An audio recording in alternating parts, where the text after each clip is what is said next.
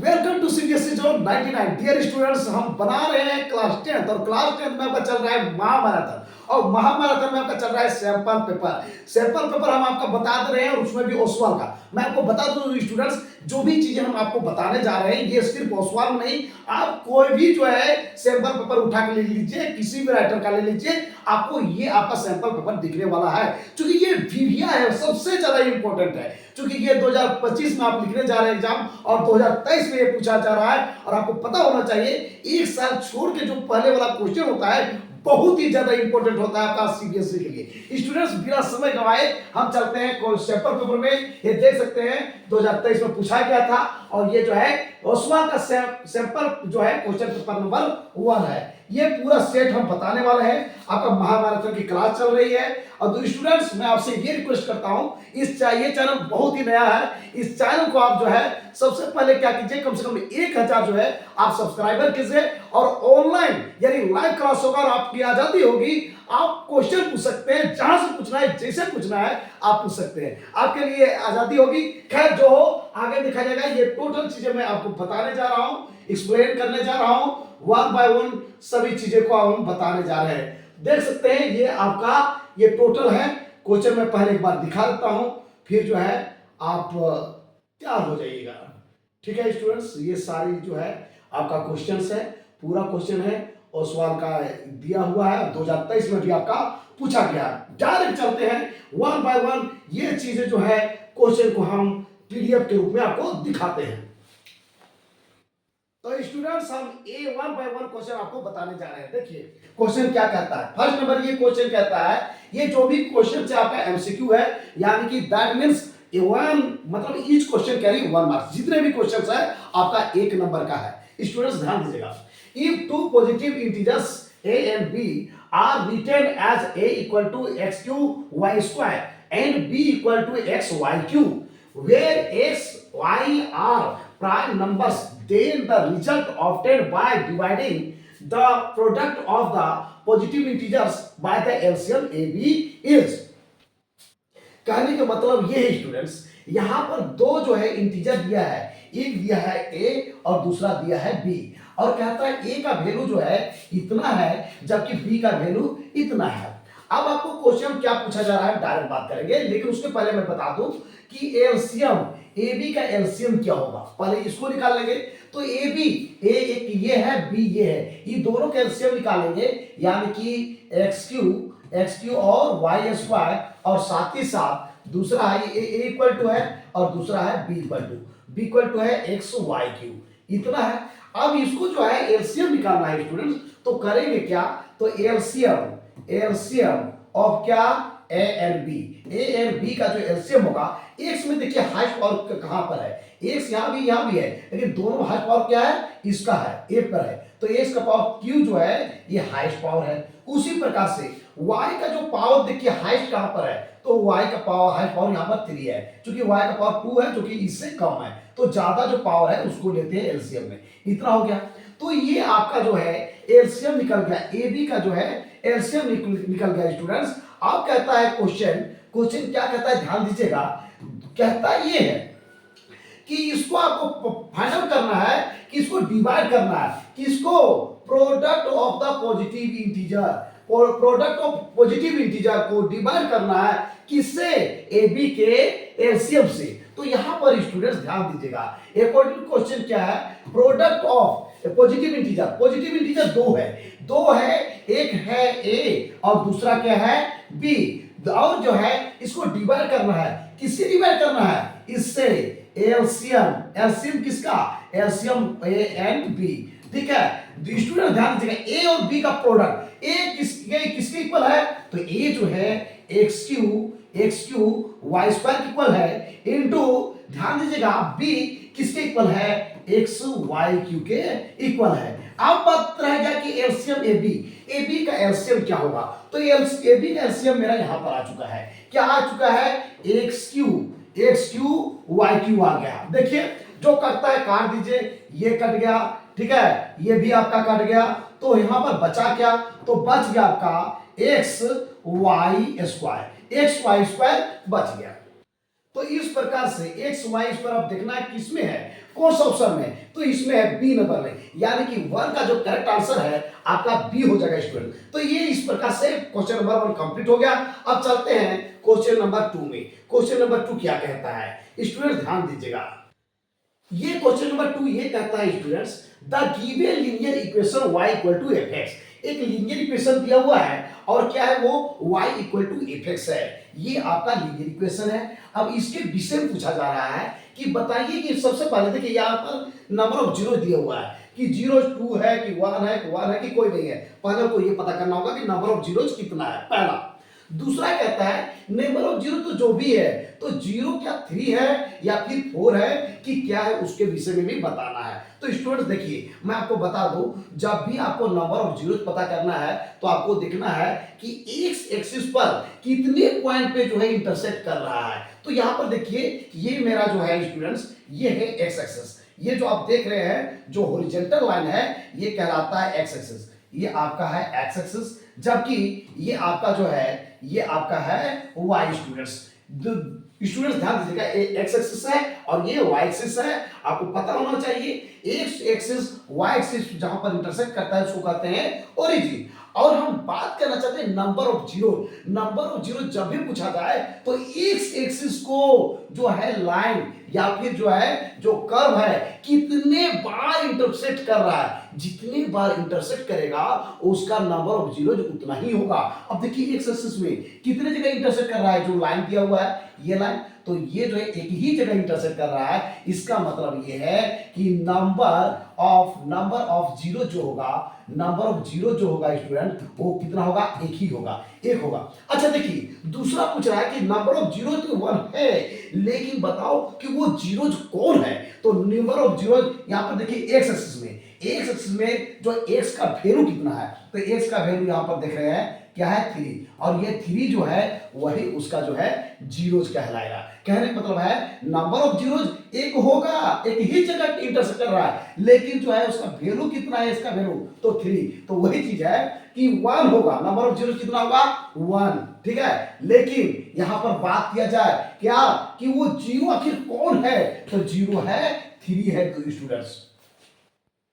यानी कि कोई भी जब फिगर बनेगा इस टाइप से तो ये होगा आपका लीनियर इक्वेशन होगा, और लीनियर इक्वेशन होगा तो उसका सॉल्यूशन एक ही होगा। आपको ये तो पता है, यानी जितना डिग्री का कोई जो है पॉलिनोमियल रहता है उसका ही उतना ही उसका नंबर ऑफ जीरोस होता है। तो यहाँ पर जो है लीनियर इक्वेशन में नंबर ऑफ जीरोस 1 होगा, साथ ही साथ एक्स का जितना वैल्यू होगा वही उसका जीरो होगा। यहाँ पे जो भी लीनियर इक्वेशन होगा वहां पर हम 3 वैल्यू रख दें, 3 वैल्यू रख दें। सपोज कीजिए कि इसका जो है ये जो लाइन है इसका जो इक्वेशन होता वो हो जाता आपका x माइनस 3 इक्वल टू 0, और यहाँ पर x का वैल्यू यदि 3 रख देते तो 3 माइनस 3 इक्वल टू क्या हो गया 0, यानी इसका सॉल्यूशन हो गया, इसका 0 हो गया।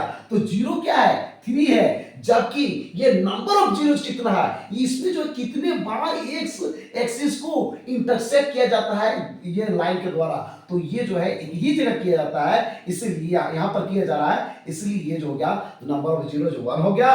जबकि ये जीरो कौन है, तो जीरो यहाँ पर 3 है जो कि एक्स को इंडिकेट करता है। तो आप समझ गए होंगे इसका मतलब जो है क्या है स्टूडेंट्स, इसका मतलब ये है, इसका जो करेक्ट आंसर होगा, इसका जो करेक्ट आंसर होगा कि बताइए नंबर ऑफ जीरोस क्या होगा, तो ये आपका हो जाएगा 1, और साथ ही साथ मैं आपको बता दूं वो जीरोस कौन है, तो वो जीरो है 3, यानी कि 2 का करेक्ट आंसर बी हो जाएगा मेरे प्यारे स्टूडेंट्स। अब चलते हैं क्वेश्चन नंबर 3। कहता है ये है the lines representing the given pair of linear equation. कहता है कि जो लीनियर इक्वेशन है उसका 2 है, पेयर मतलब 2 इक्वेशन दिया हुआ है, आर नॉन इंटरसेक्टिंग, जो कि इंटरसेक्ट नहीं कर रहा है। तो इंटरसेक्ट कब नहीं करेगा आपको पता होना चाहिए। 2 लाइन का 3 कंडीशन हो सकता है स्टूडेंट। पहला कंडीशन ये हो सकता है कि ये 2 लाइन है एक दूसरे को क्या करेगा, इंटरसेक्ट करेगा। कितना पॉइंट पे, एक पॉइंट पे, इसका नाम है क्या है, intersecting at a point, intersect at a point, इस लाइन का नाम है इंटरसेक्ट एट अ पॉइंट। अच्छा दूसरा कंडीशन ये हो सकता है एक लाइन यहां पर है और दूसरा लाइन भी इसी में है, तो इसको बोलते हैं कोइंसिडेंट लाइन, मतलब जहां पर एक लाइन है उसी पर दूसरा लाइन हो, ओवरलैप कर जाए, तो इसको बोलते हैं कोइंसिडेंट लाइन। तीसरा कंडीशन ये हो सकता है कि एक लाइन ये है और दूसरा लाइन क्या है, ये है। या ना तो ये कहीं पर इंटरसेक्ट करेगा और नहीं एक के ऊपर दूसरा होगा। तो कहने का मतलब है कि जब नहीं इंटरसेक्ट कभी करेगा तो इसको बोलते हैं पैरेलल लाइन, इसको बोलते हैं पैरेलल लाइंस बोलते हैं स्टूडेंट्स। याद रखिएगा, ये हो गया इंटरसेक्टिंग एट अ पॉइंट, तो ये हो गया इंटरसेक्टिंग एट अ पॉइंट या इंटरसेक्ट एट अ पॉइंट। इसको बोलते हैं कोइंसिडेंट, कोइंसिडेंट, कोइंसिडेंट। तो याद रखिएगा स्टूडेंट्स, चाहे तो इंटरसेक्टिंग का बात करेंगे, इंटरसेक्टिंग, और या फिर बात करते हैं कोइंसिडेंट। ये कहीं न कहीं लाइन एक दूसरे को क्या करता है, इंटरसेक्ट करता है। यदि इंटरसेक्टिंग एट अ पॉइंट करेगा, इंटरसेक्टिंग एट अ पॉइंट में एक जगह इंटरसेक्ट करेगा, वहीं पर बात करते हैं कोइंसिडेंट में, तो ये जो दो लाइन है ना, एक दूसरे को बहुत जगह इंटरसेक्ट करेगा। कितने जगह इंटरसेक्ट करेगा, जितना कि आप काउंट नहीं कर सकते हैं। यानी कि इनफाइनाइट नंबर ऑफ जो है टाइम्स क्या होगा, ये इंटरसेक्ट करेगा, बहुत जगह इंटरसेक्ट करेगा। यानी यहां भी इंटरसेक्ट करेगा और यहां भी एक दूसरे को लाइन क्या करेगा, इंटरसेक्ट करेगा। लेकिन कौन सा कंडीशन जब इंटरसेक्ट नहीं करेगा, तो ये पैरेलल लाइन, पैरेलल लाइन कभी भी इंटरसेक्ट नहीं करता है। चाहे तो आप दोनों ही डायरेक्शन में कितना भी प्रोड्यूस कर दीजिए, वो पैरेलल लाइन कभी भी इंटरसेक्ट नहीं करता है स्टूडेंट। तो याद रखिएगा, और पैरेलल लाइन का कंडीशन क्या है आपको पता है। पैरेलल होता है हिंदी में समानांतर, पहले समान बाद में अंतर, पहले इक्वल बाद में इक्वल नहीं। तो वही कहता है नॉन इंटरसेक्टिंग, यानी इंटरसेक्ट नहीं करेगा। और जब इंटरसेक्ट नहीं करेगा और वो जो दो लाइन होंगे, पेयर ऑफ लाइंस होंगे, वो सिर्फ और सिर्फ पैरेलल लाइंस होंगे। और पैरेलल लाइन का कंडीशन होता है पहले इक्वल बाद में इक्वल नहीं। तो पहले इक्वल और बाद में इक्वल नहीं किसमें है, यहां पर a1/a2 equal to b1/b2 is not equal to c1/c2। पहले तो इक्वल है लेकिन बाद में इक्वल नहीं है, इसी को बोलते हैं पैरेलल लाइंस। तो यही हो गया कंडीशन, यानी कि इसका जो करेक्ट आंसर होगा 3 का करेक्ट आंसर बी हो जाएगा मेरे प्यारे स्टूडेंट्स। अब चलते हैं next. The nature of the roots of the quadratic equations 9x² - 6x - 2 = 0 is.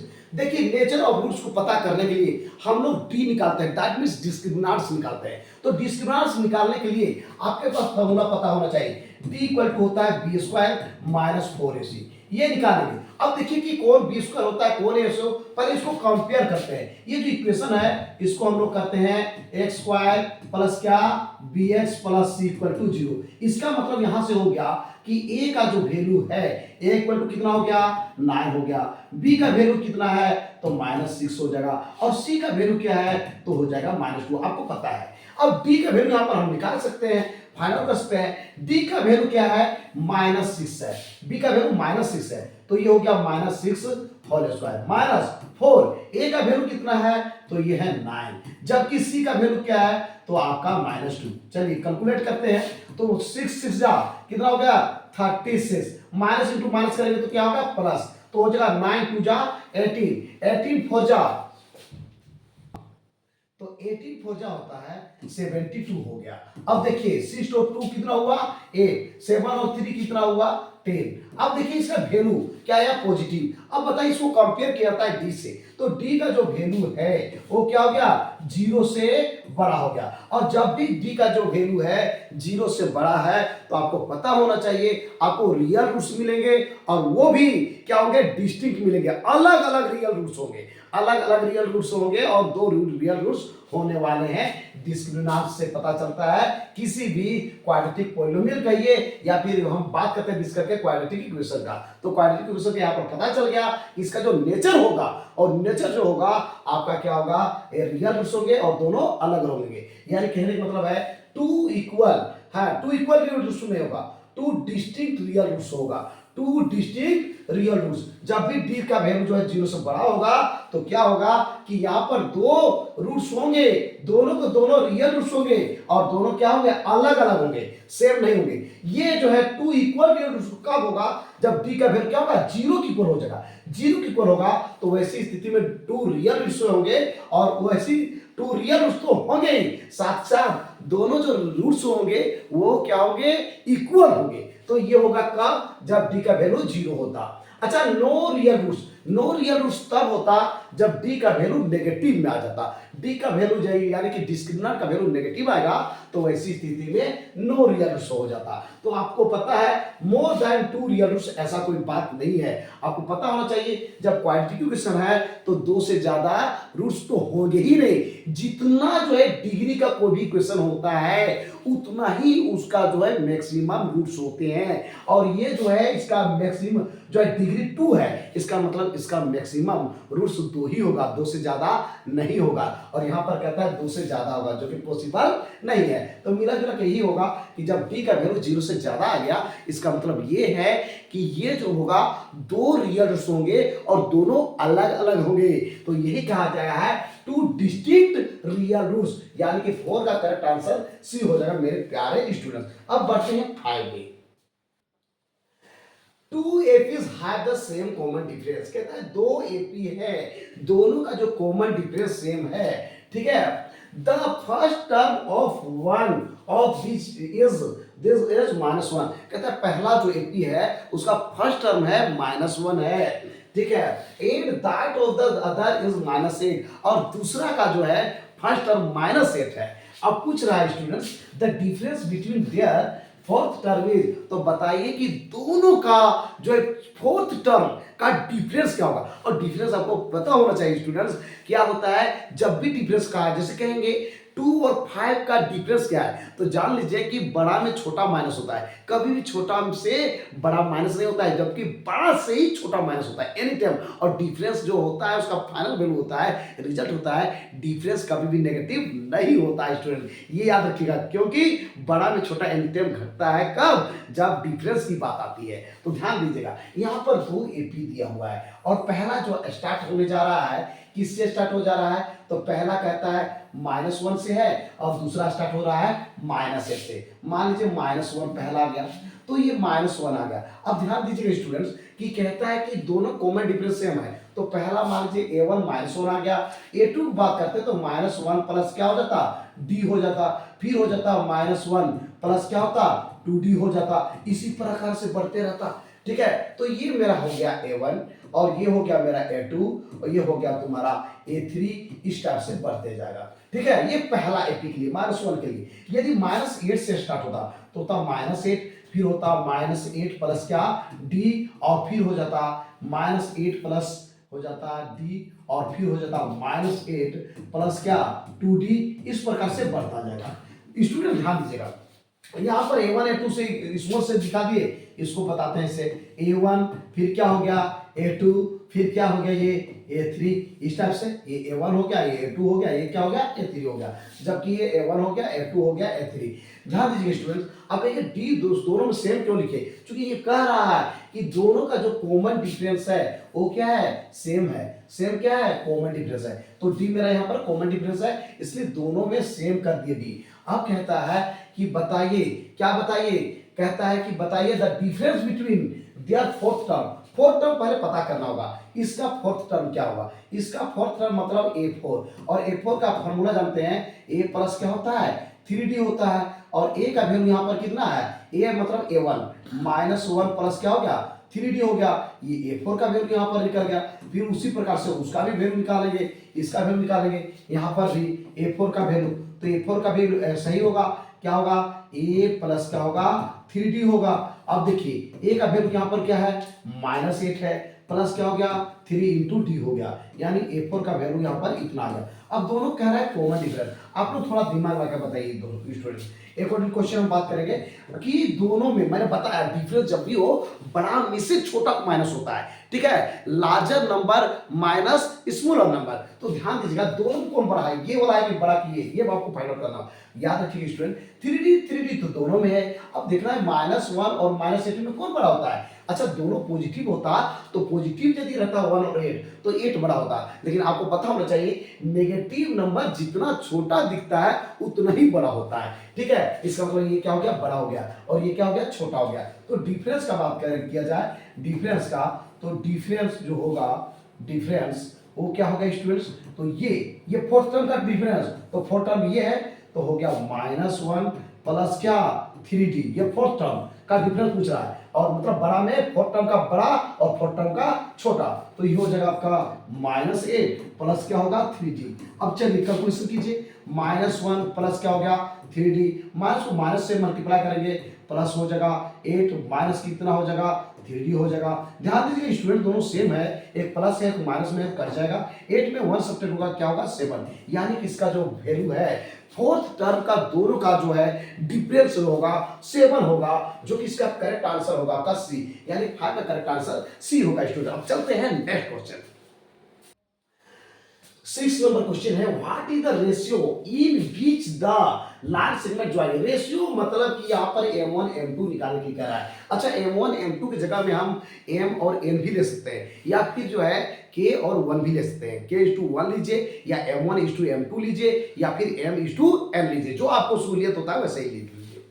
कहता है वो रेशियो निकालना है with the line segment joining, कहता है उसमें जो लाइन सेगमेंट ज्वाइन किया जा रहा है दो पॉइंट को, एक पॉइंट मेरा ये है दूसरा पॉइंट ये है, he is divided by x axis, और इसको काटा जा रहा है, किससे काटा जा रहा है एक्स एक्सिस से। तो स्टूडेंट्स हम पहले दो पॉइंट लेते हैं, एक पॉइंट ये है और दूसरा पॉइंट मेरा ये है, दूसरा पॉइंट ये है। एक पॉइंट का नाम आप दे दीजिए ए और दूसरा का नाम दे दीजिए बी। ए का कोऑर्डिनेट यहाँ पर दिया हुआ है कितना है, ये 2 है -3 है, और दूसरा है आपका 5 और क्या है ये 6 है। स्टूडेंट्स ध्यान दीजिएगा, कहता है इसको एक्स एक्सिस से कट कर दिया गया है। सपोज कीजिए कि ये आपका एक्स एक्सिस है और एक्स एक्सिस से काट दिया गया, ये आपका एक्स एक्सिस है। अच्छा एक्स एक्सिस जब भी बात किया जाए स्टूडेंट याद रखिएगा, एक्स एक्सिस मान लीजिए कि देखिए कोई कहा जाए एक्स एक्सिस में है, इसका मतलब है कोई भी पॉइंट इसी में है, इससे बाहर नहीं है, और एक्स एक्सिस मतलब एक्स में का वैल्यू चलेगा लेकिन वाई का वैल्यू क्या लेना है 0 लेना है, और वाई एक्सिस कहेगा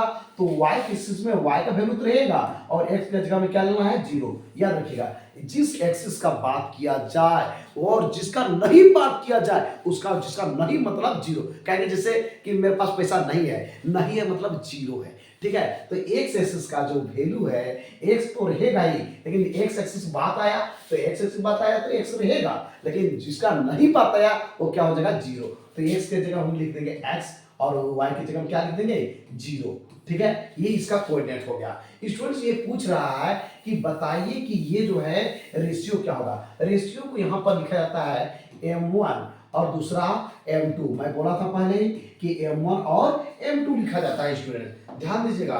तो स्टूडेंट्स आपको मैं बता दूं इसका मतलब है कि ये जो लाइन है ना डिवाइड किया गया यहाँ से यहाँ m1 है, जबकि यहाँ से लेकर यहाँ से यहाँ सॉरी यहाँ से यहाँ नहीं, यहाँ से लेकर यहाँ तक क्या है m1, जबकि यहाँ से लेकर यहाँ तक जो है आपका क्या है m2 है। समझ गए होंगे स्टूडेंट्स। मान लीजिए a और b दो पॉइंट है, दोनों कोऑर्डिनेट दिया है, ये जहाँ पर कट रहा है एक्सिस पे कट रहा है, इसका नाम p भी दे सकते हैं, कोई दिक्कत नहीं है। देखिए स्टूडेंट्स जब भी ऐसा क्वेश्चन हो तो हम लोग को भी लेना है कि चूंकि यहाँ पर देखिए m1 और m2 दोनों वैल्यू निकालना है, तो यहाँ पर हम लोग जो कोई कांस्टेंट टर्म को लेंगे, x और 0 कांस्टेंट टर्म कौन है 0 है, तो ऐसे निकालने में हमको आसानी होगा, कोई दिक्कत नहीं होगा। चलिए उसको ले लें। अच्छा ये x है तो इसको हम लोग कैपिटल में y कहते हैं, इसको x और इसको y कहते हैं, और y का फॉर्मूला आपको याद होना चाहिए। y का जो फॉर्मूला होता है क्या होता है m1y2 प्लस क्या होता है m1y2 प्लस होता है आपका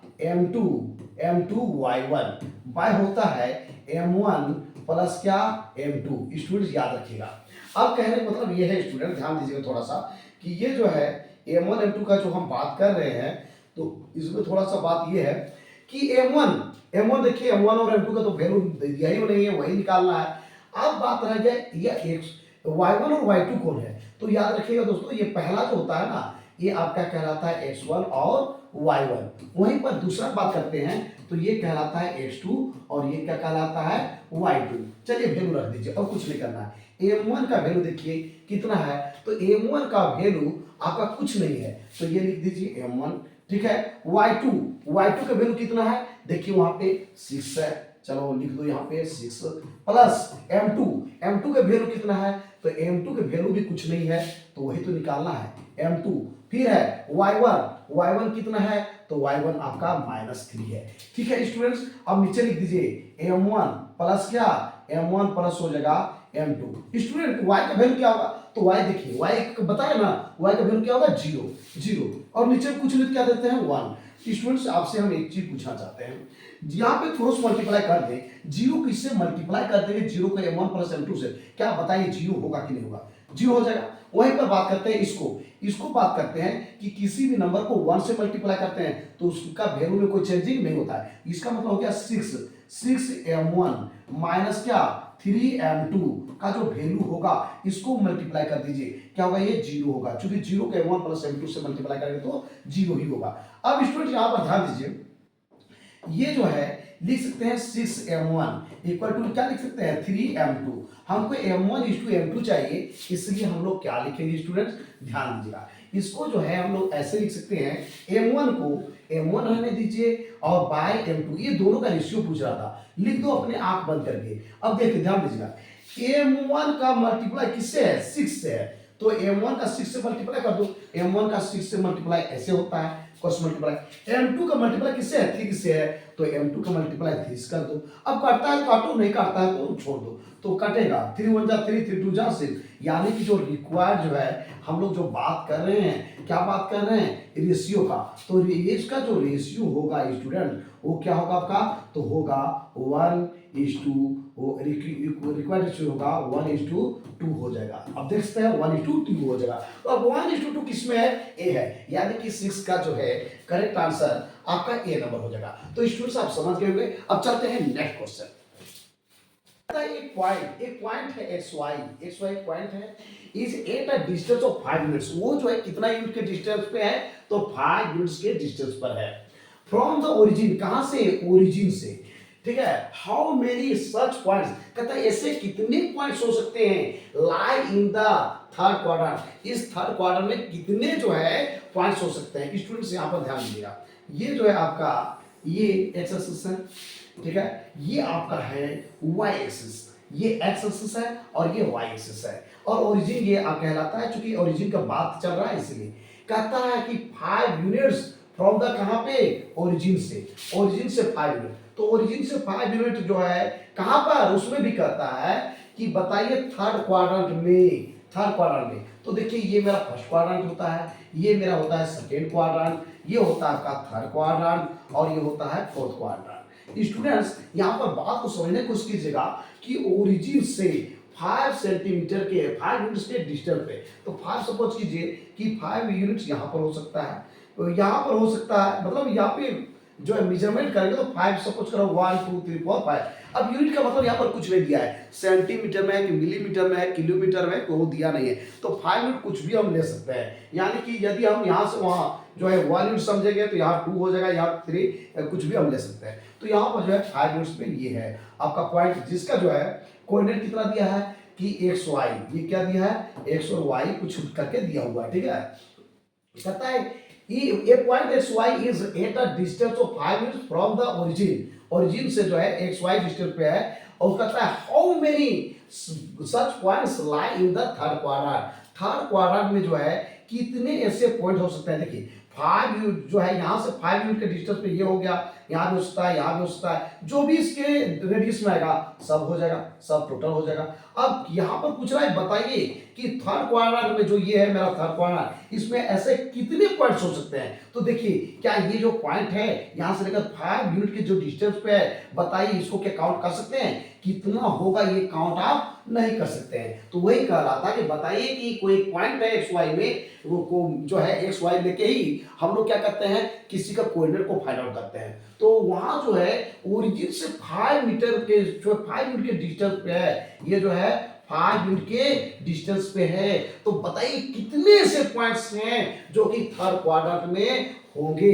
तो यहां पर लाइक करेंगे थर्ड क्वाड्रेंट में, तो थर्ड क्वाड्रेंट में कितने पॉइंट लाइक करेंगे इसका कोई ठिकाना नहीं है। तो ये जो होगा इनफिनिटली मेनी, बहुत सारे पॉइंट होगा, यानी कि 7 का करेक्ट आंसर आपका डी हो जाएगा मेरे डियर स्टूडेंट्स। अब चलते हैं question number 8।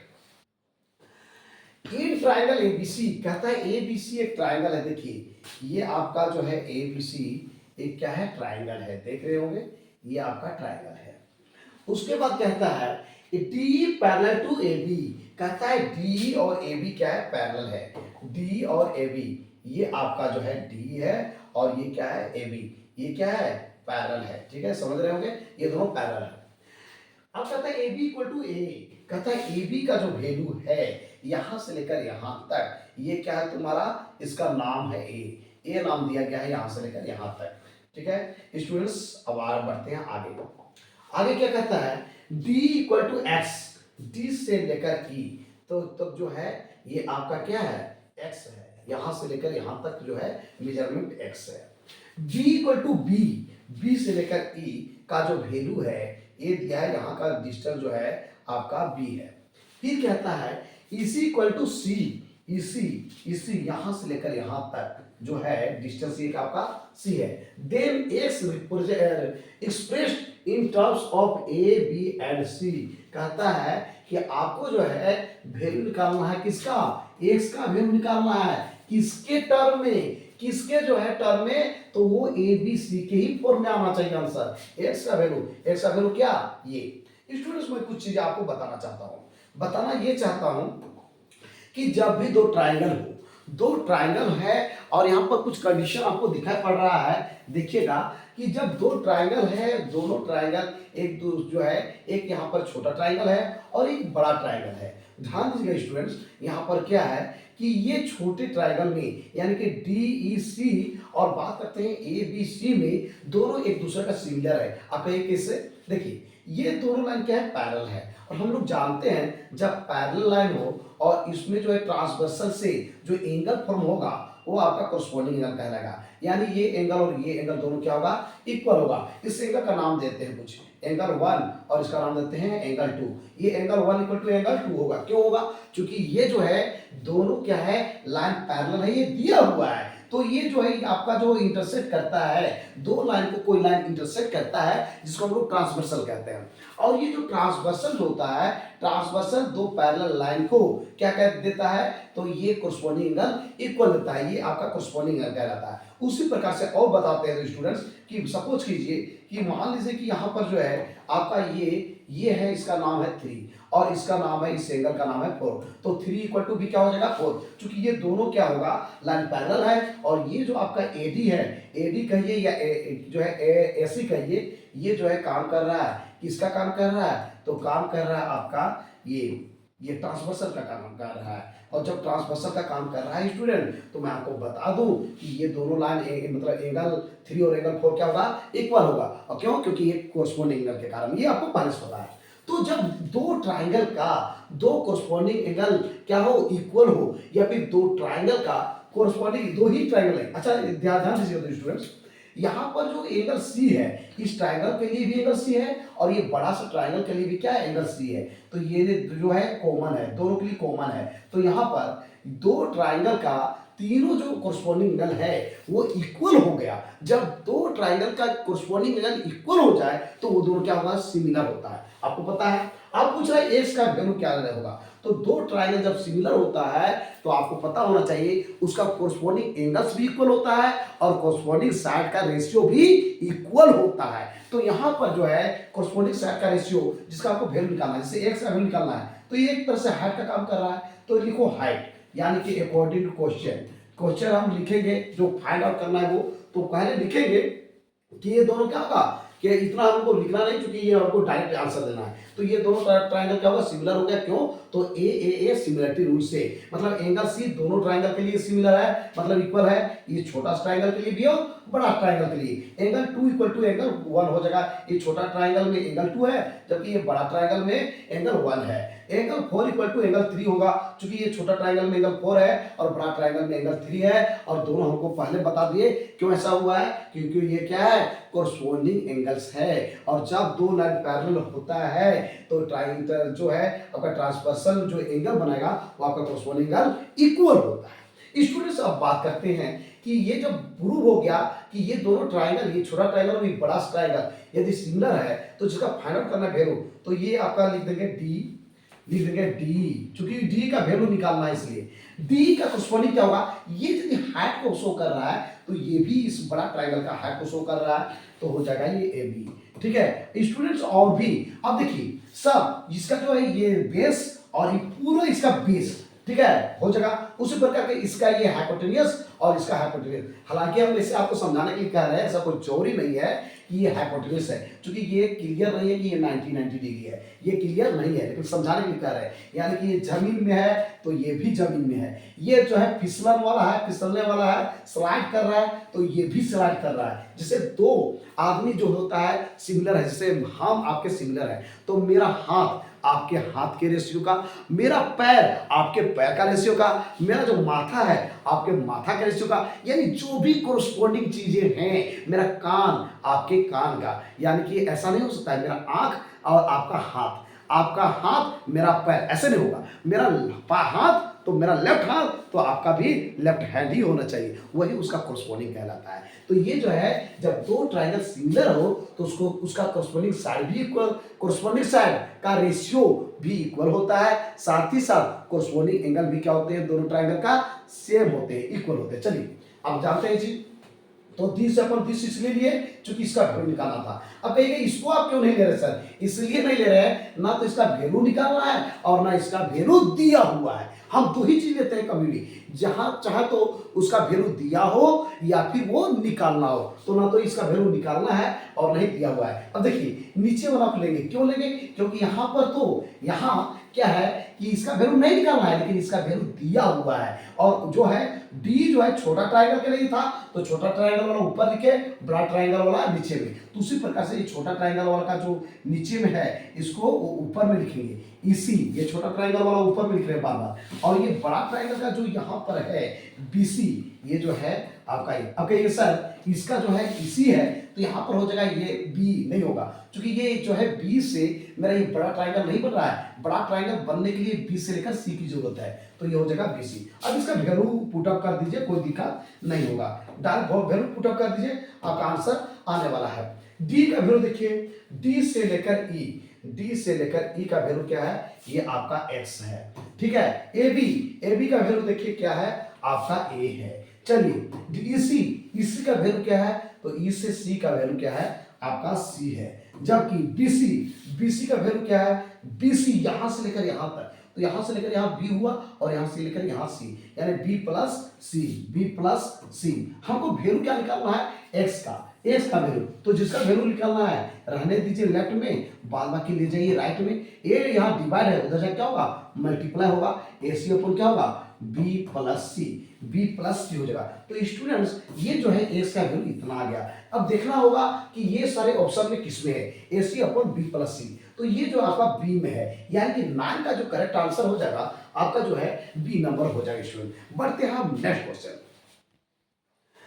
If O is centre of a circle, कहता है सर्कल का सेंटर क्या है, आपका O है, हम बना दिए पहले, जो है O क्या है, सर्कल का क्या है, सेंटर है, ठीक है, कोई दिक्कत नहीं, ये आपका सेंटर है। ये तो कहता है किधर गया, हाँ O इज सेंटर, उसके बाद है O इज सेंटर है of the circle and code PQ क्या है, कोड है, PQ कोड है, PQ ध्यान दीजिएगा यहाँ पर कोड है इस सर्कल का, ठीक है। ये जो है आपका P से लेकर Q जो है आपका कोड है, ये है आपका P और ये क्या है, Q है, PQ कोड है। मेक्स एन एंगल 50 डिग्री, कहता है 50 डिग्री एंगल बनता है विद द टेंजेंट, ये जो PQ है टेंजेंट पर 50 डिग्री बनाता है, यानी ये क्या है, तो आपका ये आपका टेंजेंट है, और उस टेंजेंट का नाम भी दिया है, क्या है, पीआर मेरा क्या है, एक टेंजेंट है, और टेंजेंट का जो यहाँ पर जो है ये PQ एंगल बना रहा है टेंजेंट पर, वो कितना डिग्री बना रहा है, तो 50 डिग्री बना रहा है, समझ गए होंगे स्टूडेंट। अब कहता है कि with at the point of contact P, और कहां पर बना रहा है, जहां पर पॉइंट ऑफ कॉन्टेक्ट है, पॉइंट ऑफ कॉन्टेक्ट उसको कहते हैं students the common point of circle and tangent और सर्कल का जो कॉमन पॉइंट होता है उसको हम लोग क्या बोलते हैं, पॉइंट ऑफ कॉन्टेक्ट, से ये सर्कल है, ठीक है, और यहां से जो है एक टेंजेंट ड्रॉ किया गया, तो ये जो है सर्कल के लिए और टेंजेंट के लिए दोनों का कॉमन पॉइंट सिर्फ और सिर्फ एक ही होता है, यानी कि जो है स्पर्श करने वाला जो है लाइन होता है एक ही होता है, उसको हम लोग बोलते हैं पॉइंट ऑफ कॉन्टेक्ट, ठीक है।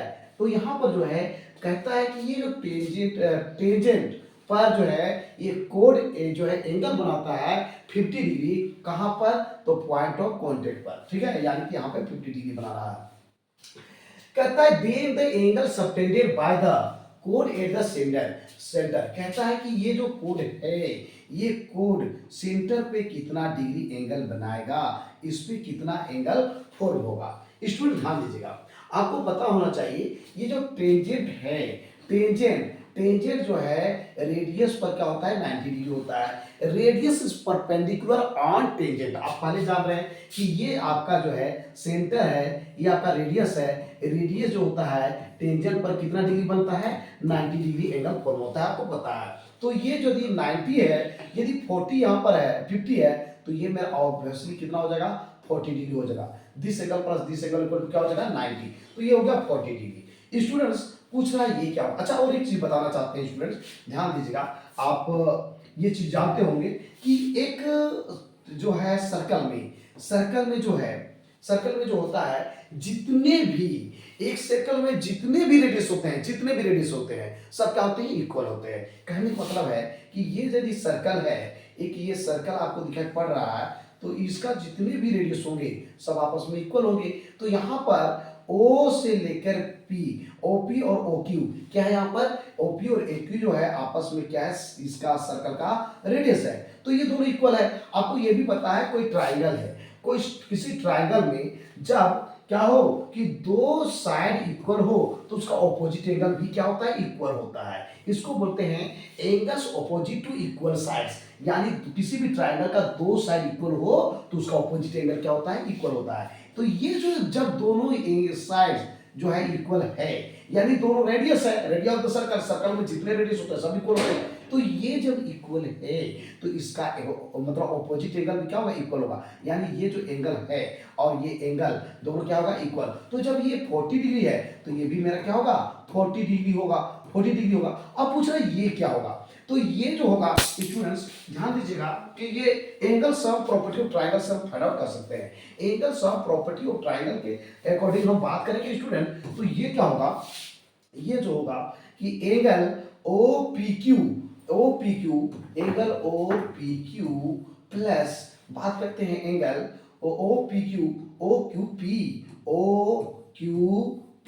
OQP प्लस क्या होगा POQ, ये तीनों मिला कितना होगा 180 डिग्री होगा। आप देखिए स्टूडेंट्स यहाँ जो है OPQ का वैल्यू क्या है 40 डिग्री है, प्लस क्या है OQP, इसका वैल्यू क्या हो गया 40 डिग्री हो गया। यही फाइंड आउट करना है POQ, इसका वैल्यू फाइंड आउट करना है, इक्वल टू हो गया 180। अच्छा 40 कितना हुआ 80 डिग्री, 80 डिग्री हो गया, प्लस क्या हो गया POQ इक्वल टू क्या हो गया 180 डिग्री, यानी कि एंगल POQ का जो वैल्यू होगा स्टूडेंट 180 इधर है, ये 80 प्लस में उधर जा क्या होगा माइनस में, तो 100 डिग्री हो जाएगा, यानी कि ये जो एंगल बनेगा वो कितना होगा 100। अब मत कहिएगा स्टूडेंट्स कि यहाँ पर जो है ये 90 बनेगा तो यहाँ भी 90 बनेगा, ऐसा कोई जरूरी नहीं, क्योंकि ये दोनों लाइन पैरेलल नहीं है। हाँ ये दोनों लाइन पैरेलल होता तो यहाँ पर जितना एंगल बनता उतना ही यहाँ पर बनता। अब अनुमान से भी नहीं करना है कि यहाँ पर लग रहा है कि 90 बनेगा, ऐसे नहीं, तो ये क्या होगा आपका यहाँ जो एंगल बनेगा वो आपका 100 डिग्री बनेगा। अब देखना है 100 डिग्री ऑप्शन किसमें है, तो बी में है, यानी कि जो है 9 का करेक्ट आंसर बी हो जाएगा स्टूडेंट। चलते हैं नेक्स्ट क्वेश्चन। एक क्वाड्रेटल PQRS कहता है एक क्वाड्रेटल है PQRS is drawn to circumscribe a circle, एक सर्कल के ऊपर में है, किसके ऊपर में, सर्कल के ऊपर में, कौन है क्वाड्रिलेटरल है, ठीक है। तो ये सर्कल है और इसके ऊपर में हम बनाते हैं एक क्वाड्रिलेटरल, ठीक है, एक क्वाड्रिलेटरल बनाते हैं स्टूडेंट्स, इस टाइप से बनेगा, इस टाइप से भी बन सकता है, जैसे हो ऐसे बन गया आपका क्वाड्रिलेटरल। कहता है ये PQ equal to 12 centimetre, PQ जो है यहाँ पर पहले नाम देते हैं PQRS, PQ equal to 12 centimetre, ये आपका जो है 12 सेंटीमीटर है, ठीक है। फिर कहता है QR इक्वल टू 15, QR ये जो है आपका 15 है, 15 सेंटीमीटर है दोस्तों। अब बढ़ते हैं आगे, फिर कहता है कि RS इक्वल टू 14, R से लेकर S ये क्या है आपका 14 सेंटीमीटर है, RS आपका 14 सेंटीमीटर है। तो कहता है find the length of SP, कहता है इसका लेंथ बताइए, इसका लेंथ कितना होगा, ये जो है इसका लेंथ कितना होगा, आप समझ गए होंगे स्टूडेंट्स। ये है P, ये है Q, ये है R और ये क्या है S। सब कुछ दिया हुआ है। तो स्टूडेंट्स आपको पता होना चाहिए, क्या होना चाहिए कि जब भी एक क्वाड्रिलेटरल जो है सर्कल के ऊपर रहता है, यानी कि सर्कमस्क्राइब अ सर्कल जब भी बात किया जाए एक क्वाड्रिलेटरल के लिए, तो क्या होता है ऑपोजिट साइड का सम जो होता है उसका पेयर जो है ऑपोजिट साइड ऑफ सम के इक्वल होता है। कहने का मतलब है ये है कि इसमें इस क्वाड्रिलेटरल में जो PQ है इसका ऑपोजिट क्या है RS है। तो ये हो गया आपका PQ प्लस क्या हो गया RS इक्वल टू, यहां पर देखिए इसका मतलब ऑपोजिट को सम करना है, दोनों के ऐड कर दीजिए, इक्वल टू जो बच गया उसका जो है सम कर दीजिए जो ऑपोजिट में है। क्या हो गया ये QR प्लस क्या हो गया आपका SP या PS। ठीक है, यहां पर क्या दिया है PS दिया है कि SP दिया है, SP है तो SP कर दीजिए। कहने का मतलब यही है कि जब भी किसी भी एक सर्कल के ऊपर एक क्वाड्रिलेटरल होता है तो इसमें ये जो है थ्योरम काम करता है, ये फॉर्म काम करता है, रूल काम करता है कि इसके ऑपोजिट को ऐड कर दीजिए और इसके ऑपोजिट को ऐड कर दीजिए, दोनों इक्वल होता है। यानी कहता ये है कि हम दोनों मिल जाएंगे ऑपोजिट और तुम जितने तुम हो तुम लोग भी दोनों मिल जाओ तो दोनों हम लोग आपस में क्या हो जाएंगे इक्वल हो जाएंगे। चलिए अब यहाँ पर कुछ नहीं करना है, इसका वैल्यू रख दीजिए। PQ का जो वैल्यू है, PQ का वैल्यू क्या है 12 है, प्लस RS का वैल्यू क्या है तो RS का वैल्यू 14 है। ठीक है 14 है इक्वल टू QR का वैल्यू क्या है तो 15 है, प्लस ये क्या है SP नहीं दिया, यही फाइंड आउट करना है SP। तो 4 2 हो गया 6, 1 1 हो गया 2 और ये जो प्लस है इधर क्या आ गया माइनस हो जाएगा, इक्वल टू क्या होगा SP। कहने का मतलब है 6 में 5 सब्ट्रैक्ट होगा 1, 2 में 1 सब्ट्रैक्ट होगा क्या होगा 1, ये हो गया SP। यानी वो SP इक्वल टू 11 सेंटीमीटर हो जाएगा और इसका करेक्ट आंसर हमको देखना होगा किसमें है तो ये जो है D है। यानी कि 10 का जो है करेक्ट आंसर D हो जाएगा मेरे प्यारे स्टूडेंट्स। चलते हैं next question. Given that sin theta equal to a by b cos theta is, कहता है कि sin थीटा का वैल्यू a by b दिया है तो cos थीटा का वैल्यू क्या होगा। तो इसको बहुत तरीके से बना सकते हैं, इसको p लीजिए, इसको h लीजिए, क्योंकि sin theta equal to b by h होता है, b निकाल लीजिए उसके बाद उसमें रख दीजिए b by h में हो जाएगा आंसर। पहला तरीका। इसमें दूसरा तरीका ये भी हो सकता है कि हम लोग जानते हैं, क्या जानते हैं sin स्क्वायर थीटा प्लस क्या cos square theta equal to 1, ऐसे भी करके बना सकते हैं। और नहीं तो हम लोग डायरेक्ट यूज कर सकते थे, कोस थीटा का जो वैल्यू होता है क्या होता है स्क्वायर रूट 1 माइनस जो है साइन स्क्वायर थीटा। तो कोस थीटा का चाहिए तो कोस थीटा को लेफ्ट में रखो, बाद बाकी उधर ले जाओ। तो यहाँ पे जो क्या cos square theta equal to होगा 1 माइनस साइन स्क्वायर थीटा, इतना हो गया स्टूडेंट्स। अब हमको स्क्वायर नहीं चाहिए, स्क्वायर नहीं चाहिए, विदाउट स्क्वायर चाहिए। तो कोस थीटा तो कोस थीटा की वैल्यू चाहिए, तो ये स्क्वायर को हटाएंगे तो इधर क्या होगा स्क्वायर रूट चल जाएगा, 1 माइनस क्या हो जाएगा साइन स्क्वायर थीटा।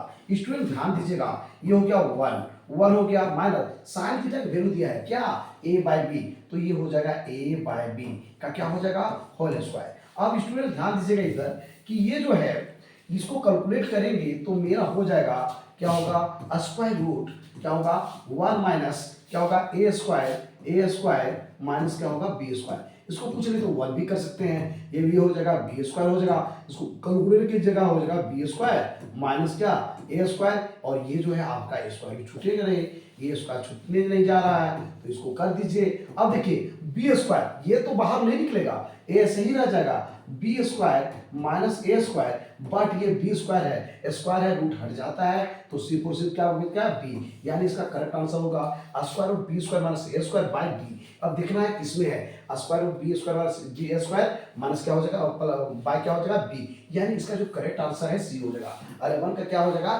सी नंबर हो जाएगा। आप समझ गए स्टूडेंट। चलते हैं नेक्स्ट क्वेश्चन। इसको है कि sec a plus tan a into 1 minus sine a is equal to, तो यहाँ पर क्या करेंगे सिंपल में लिखेंगे, पीबीएच से भी कर सकते हैं या फिर हम लोग को पता होना चाहिए कि सिंपलेस्ट फॉर्म मतलब जो भी चीजें हैं साइन और कोस के टर्म में लिखेंगे। जैसे sec a है, sec a को हम लिख सकते हैं क्या 1 बाय कोस a लिख सकते हैं, प्लस तो प्लस दे दीजिए क्या है tan a को हम लिख सकते हैं साइन a अपन क्या लिख सकते हैं कोस a, ये पता है स्टूडेंट्स। अब आप बढ़ते हैं आगे, ये इंटू है फिर है 1 माइनस क्या है साइन ए, तो 1 माइनस क्या दे देंगे साइन ए। बढ़ते हैं आगे, देखिए स्टूडेंट्स, इसका एलसीएम लेंगे तो क्या होगा, ये कोस ए हो जाएगा, कोस ए हो जाएगा, कोस ए हो जाएगा, फिर क्या बच जाएगा, 1 प्लस क्या हो जाएगा, साइन ए, इतना ही हो जाएगा। अब स्टूडेंट ध्यान दीजिएगा, ध्यान देने की बात ये है स्टूडेंट्स कि यहाँ पे जो होगा आपका, ये हो गया आपका 1 माइनस साइन ए, 1 माइनस साइन ए, नीचे कुछ नहीं तो 1 भी दे सकते हैं डिनोमिनेटर में। चल अच्छा ध्यान दीजिएगा, ये हो गया ए प्लस बी इंटू क्या हो गया, ए माइनस बी, दोनों सेम है तो हो जाएगा ए स्क्वायर माइनस बी स्क्वायर, यानी कि 1 स्क्वायर माइनस क्या होगा, साइन स्क्वायर ए, यही होगा, ए स्क्वायर माइनस बी स्क्वायर हो गया।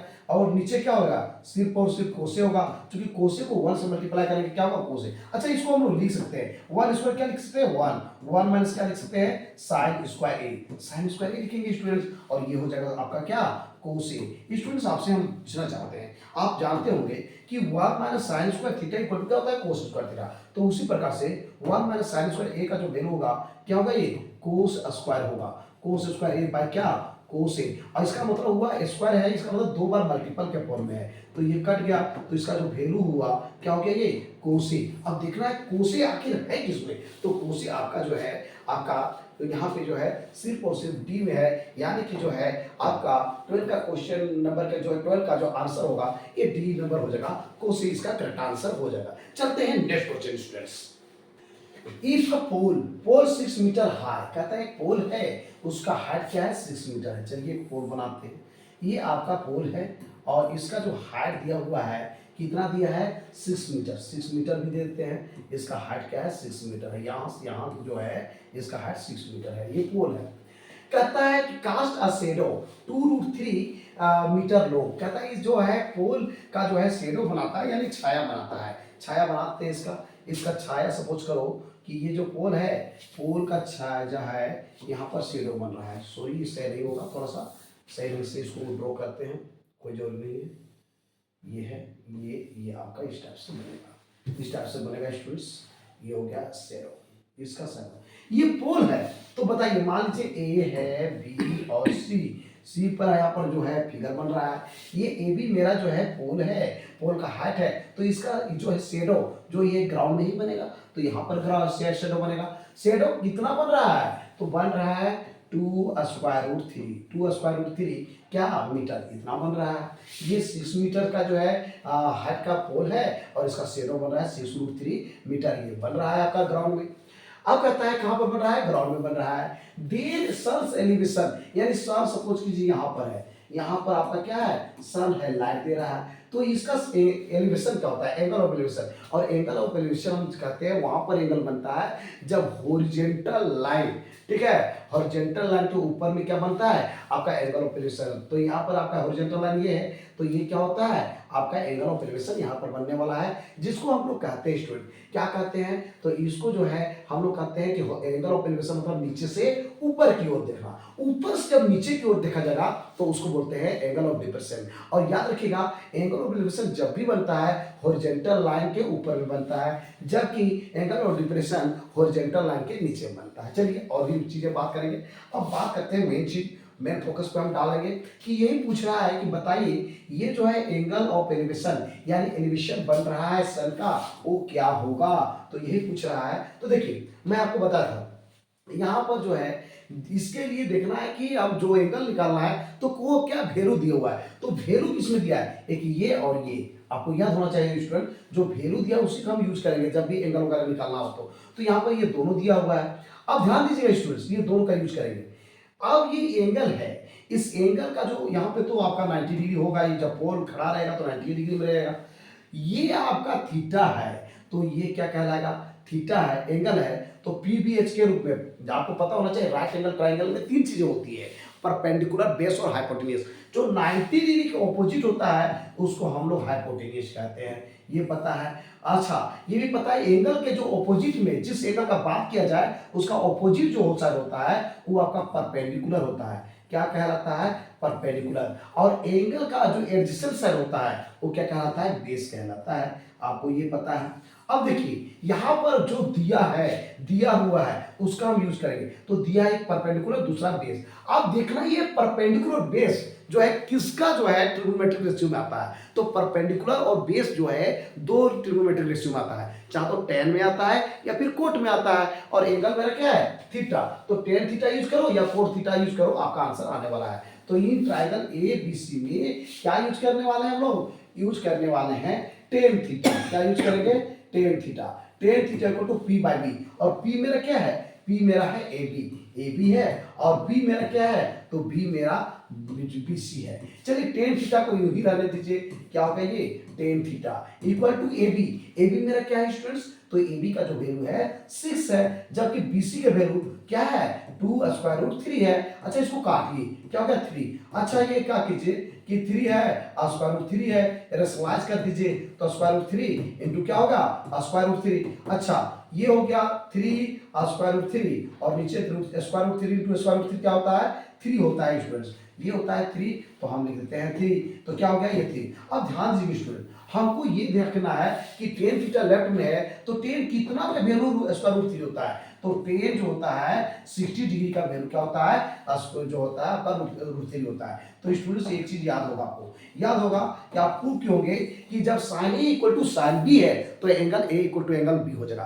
कोस A equal to cos B है तो angle A equal to angle B हो जाएगा। Tan A equal to tan B है तो A equal to angle B हो जाएगा। ध्यान दीजिए स्टूडेंट, उसी प्रकार से यहाँ पर टेन है, यहाँ भी टेन है, यहाँ पर थीटा है, यहाँ 60 डिग्री है, यानी इसका एंगल भी आपस में क्या होगा इक्वल है, हो जाएगा। ऐसा नहीं कि दोनों काट देंगे, ये कट नहीं सकता है क्योंकि इसका जो है प्रोडक्ट से बना हुआ टेन थीटा, टेन और थीटा का प्रोडक्ट से नहीं बना हुआ है। उसी प्रकार से टेन 60 डिग्री, टेन और 60 डिग्री प्रोडक्ट से नहीं बना हुआ है, इसलिए इसको काट नहीं सकते हैं। लेकिन ये आप प्रूव कर चुके हैं कि जब tan theta equal to tan 60 degree हो या tan equal to tan B हो तो ए इक्वल टू बी होता है। उसी प्रकार से यहाँ थीटा का जो वैल्यू होगा किसके इक्वल होगा 60 डिग्री के इक्वल हो जाएगा। अब देखना है 60 डिग्री ऑप्शन कहां पर है, तो ये ए में है, यानी जो है कहने का मतलब ये है मेरा स्टूडेंट, इस क्वेश्चन का जो आंसर होगा 30 का वो आपका ए हो जाएगा, जो कि सन्स का एलिवेशन है, यानी कि एंगल ऑफ एलिवेशन बना रहा है आपका 60 डिग्री। चलते हैं next question students. If the perimeter and the area of a circle are numerically equal, perimeter देखिए सर्कल के लिए पेरीमीटर में होता है, सर्कल का जो होता है फाइनल मतलब रियल में जो होता है सरकमफ्रेंस होता है, तो जो बाउंड्री होता है देखिए यहाँ पे बाउंड्री है, सर्कल है, सर्कल का बाउंड्री को हम बुलाता है सरकमफ्रेंस, है ना। और क्योंकि सर्कुलर पाथ में जो होता है सरकमफ्रेंस होता है, जबकि लाइन सेगमेंट से जब भी कोई फिगर बनता है वो पेरीमीटर कहलाता है। हालांकि एनसीईआरटी में भी दिया हुआ है पेरीमीटर का यूज किया गया है, इसलिए कोई दिक्कत नहीं है, हम लोग मान के चलेंगे सब एक ही चीज है। तो ये जो होता है पेरीमीटर कहता है सर्कल का पेरीमीटर, और दूसरा है एरिया, ठीक है। सर्कल का एरिया और पेरीमीटर क्या करता है न्यूमेरिकली इक्वल है, यानी कि दोनों इक्वल है। चलिए हम लोग करते हैं एक क्वेश्चन, क्या करते हैं perimeter perimeter perimeter perimeter of circle, perimeter of circle equal to कर देते हैं क्या जो दिया हुआ है area of circle, area of circle कहते हैं, ठीक है। अब पेरीमीटर ऑफ सर्कल क्या होता है आप लोग जानते हैं स्टूडेंट्स, क्या होता है 2 पाई आर होता है पेरीमीटर ऑफ सर्कल, यानी सर्कमफ्रेंस ऑफ सर्कल। मैं आपको बता दूं पेरीमीटर इशू नहीं होता है, लेकिन दिया हुआ है कोई दिक्कत नहीं, 2 पाई आर होता है, ठीक है। सर्कमफ्रेंस ऑफ सर्कल का बात चल रहा है। एरिया ऑफ सर्कल, सर्कल का जो एरिया होता है वो होता है आपका पाई आर स्क्वायर। तो पूछ रहा है बताइए कि रेडियस क्या होगा, तो चलिए भैया ये पाई पाई कैंसिल हो जाएगा। अच्छा ये आर स्क्वायर है तो ये जो है आपका कैंसिल आर हो जाएगा, 2 इक्वल टू क्या हो जाएगा आर। तो यही पूछ रहा है कि रेडियस क्या होगा, तो रेडियस 2 होगा। अच्छा यहाँ पर 2 जो होगा मीटर सेंटीमीटर कुछ भी नहीं दिया हुआ है, यानी कि 2 यहाँ पर क्या होगा यूनिट हो जाएगा, क्या हो जाएगा यूनिट। तो यहाँ पर पूछ रहा है कि बताइए रेडियस क्या होगा, तो 2 यूनिट, यानी कि 14 का जो करेक्ट आंसर हो जाएगा ए नंबर हो जाएगा। अब चलते हैं next question students. It is proposed to build a new circular park, कहता है कि नया सर्कुलर पार्क बन रहा है, सर्कुलर मतलब सर्कल टाइप का एक पार्क बन रहा है, नया बनने जा रहा है। Equal in area to the sum of areas of 2 circular park, कहता है 2 सर्कुलर पार्क को मिला करके एक बड़ा और नया जो है सर्कुलर पार्क बनाया जा रहा है। कहता है डायमीटर नहीं लिखा हुआ है, डायमीट करके छोड़ दिया है, डायमीटर है, कहता है और डायमीटर 16 मीटर एंड 12 मीटर। कहता है दो सर्कल है, पहला का जो डायमीटर था वो आपका कितना था 16 का था, और दूसरा का जो डायमीटर है वो आपका 12 है, और ये दोनों जो है मिला करके एक बड़ा सा बना दिया गया। क्या बना दिया गया? सर्कल बना दिया गया। इस टाइप से बड़ा सर्कल बना दिया गया। सॉरी स्टूडेंट, थोड़ा अच्छा से हम बना देते हैं। मतलब ये दो सर्कुलर पार्क है, अब इस सब को दोनों को मिला करके एक बड़ा सा सर्कुलर पार्क बनाया गया। सपोज कीजिए कि इसका रेडियस जो है, इसका रेडियस r1 है और इसका रेडियस क्या है r2 है, और ये बड़ा सर्कुलर पार्क जो बन गया, नया सर्कुलर पार्क, उसका रेडियस क्या है r है। अब देखिए ये का डायमीटर 16 है, तो बताइए जब पहला वाला का बड़ा वाला का जो इसको जो है डायमीटर 16 है, तो रेडियस क्या होगा 16/2, यानी कि 16/2 का बात करेंगे तो कितना हो जाएगा 8 हो जाएगा। 8 क्या मीटर। उसी प्रकार से इस R2 की बात करेंगे, ये जो डायमीटर जो है 12 है, तो ये जो रेडियस होगा वो आपका हो जाएगा 12/2, दैट मींस क्या हो जाएगा 6 मीटर। 6 मीटर हो जाएगा स्टूडेंट्स। अब ये पता नहीं है इसका, तो यही चीज पूछ रहा है, पूछ ये रहा है आपका कि दो जो है सर्कुलर पार्क है और दोनों का डायमीटर दिया हुआ है, दोनों को मिला करके एक बड़ा सा सर्कुलर पार्क बना दिया जाता है। तो बताइए इस जो नया जो सर्कुलर पार्क बनेगा, नया जो सर्कुलर पार्क बनेगा उसका रेडियस क्या होगा। चलिए बन जाएगा। तो हम लोग जो है इसका बात करेंगे, ये चीज जो दिया हुआ है, दोनों को एरिया का बात चल रहा है। किसका बात चल रहा है? एरिया का। तो दोनों के एरिया क्या करेंगे? ऐड करेंगे। इसका एरिया लिखेंगे तो हो जाएगा, क्या हो जाएगा पाई r1 होल स्क्वायर, प्लस इसका एरिया लिखेंगे तो होगा पाई r2 होल स्क्वायर, और वो बड़ा सा जो सर्कुलर पार्क है उसका जो एरिया होगा पाई r स्क्वायर होगा। चलिए दोनों में जो है कॉमन जो आएगा वो आपका पाई आ जाएगा।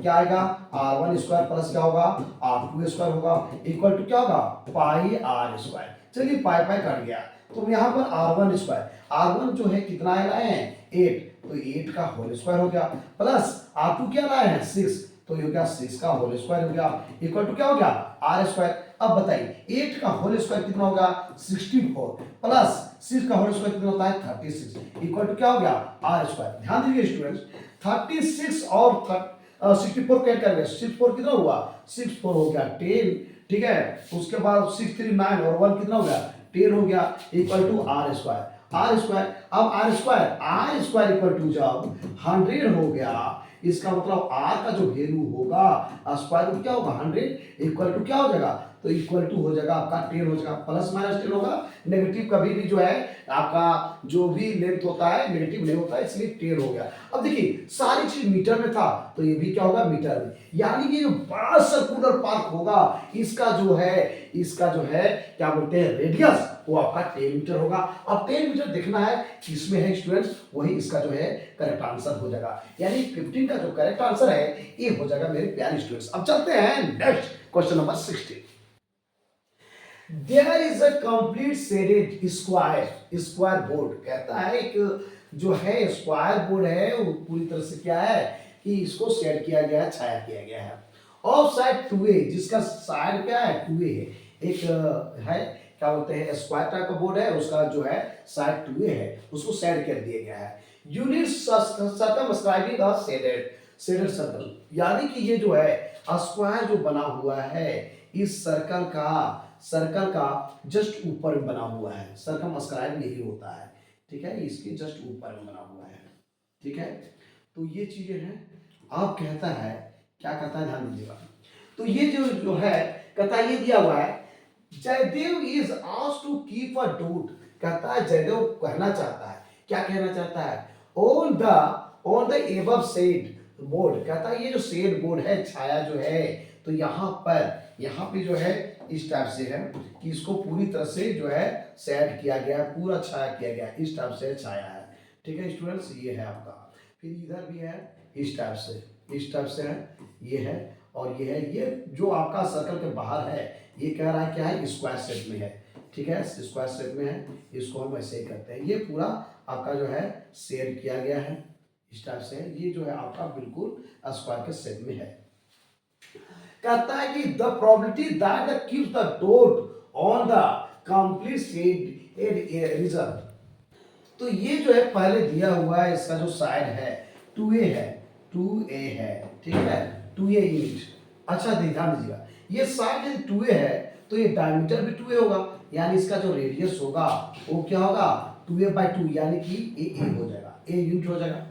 अब ध्यान दीजिएगा, ये पूछ रहा है प्रोबेबिलिटी बताइए कि ये जो शेड है पूरा का जो है, इस शेड का जो है पार्ट जो है, इसका जो शेड है ये सब, इसका बताइए कि इसका जो है प्रोबेबिलिटी क्या होगा। तो देखिए यहाँ पर जो डॉट गिराया जाना है, ठीक है, यहाँ पर ध्यान दीजिएगा, पूरा जो है जिसको हम लोग बोलते हैं, ऐसे आप जानते होंगे, probability of event equal to होता है नंबर ऑफ इवेंट अपॉन होता है नंबर ऑफ सैंपल स्पेस।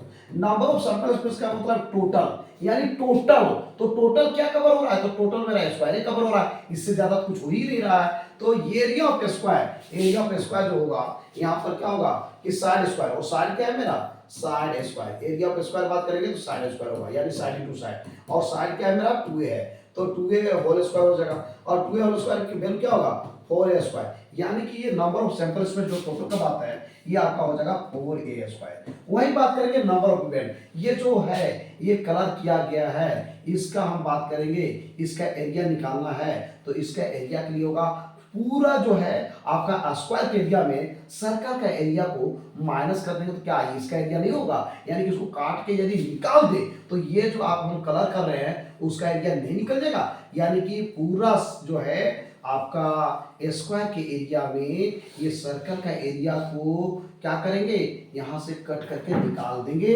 तो ये जो यही एरिया बचेगा, यानी कि क्या हो गया पूरा के एरिया, सब का एरिया, तो क्या हो जाएगा आपका, तो हो जाएगा ये पूरा के लिए क्या है आपका एरिया ऑफ स्क्वायर, और एरिया ऑफ स्क्वायर हमें पता है कितना लाए हैं 4a स्क्वायर, क्या लाए हैं 4a square, minus area of circle क्या होता है पाई r स्क्वायर, पाई, अच्छा r का वैल्यू क्या है पर a, तो पाई स्क्वायर हो गया। इसको कैलकुलेट कीजिए स्टूडेंट्स, तो इसको कैलकुलेट कीजिएगा तो यहाँ पे जो है a स्क्वायर कॉमन आ गया, हो गया पाई 4 माइनस पाई अपन क्या होगा 4a square, 4a square, a square cut गया तो इसका जो वैल्यू होगा वो क्या होगा स्टूडेंट्स, ध्यान दीजिएगा, तो हो जाएगा 4 माइनस पाई अपन क्या हो जाएगा 4, ये आपका हो जाएगा क्या हो जाएगा प्रोबेबिलिटी हो जाएगा। इसका वही पूछ रहा है कि ये जो डॉट होगा वो बताइए उसका प्रोबेबिलिटी क्या होगा, और ये पूछ रहा है कि ये जो है क्या है ये कलर किया गया है, पूरी तरह से कलर है, तो इसी का प्रोबेबिलिटी पूछ रहा था, तो ये जो है इसका इवेंट हो गया, और पूरा जो है आपका क्या हो गया number of sample space, total number of trials,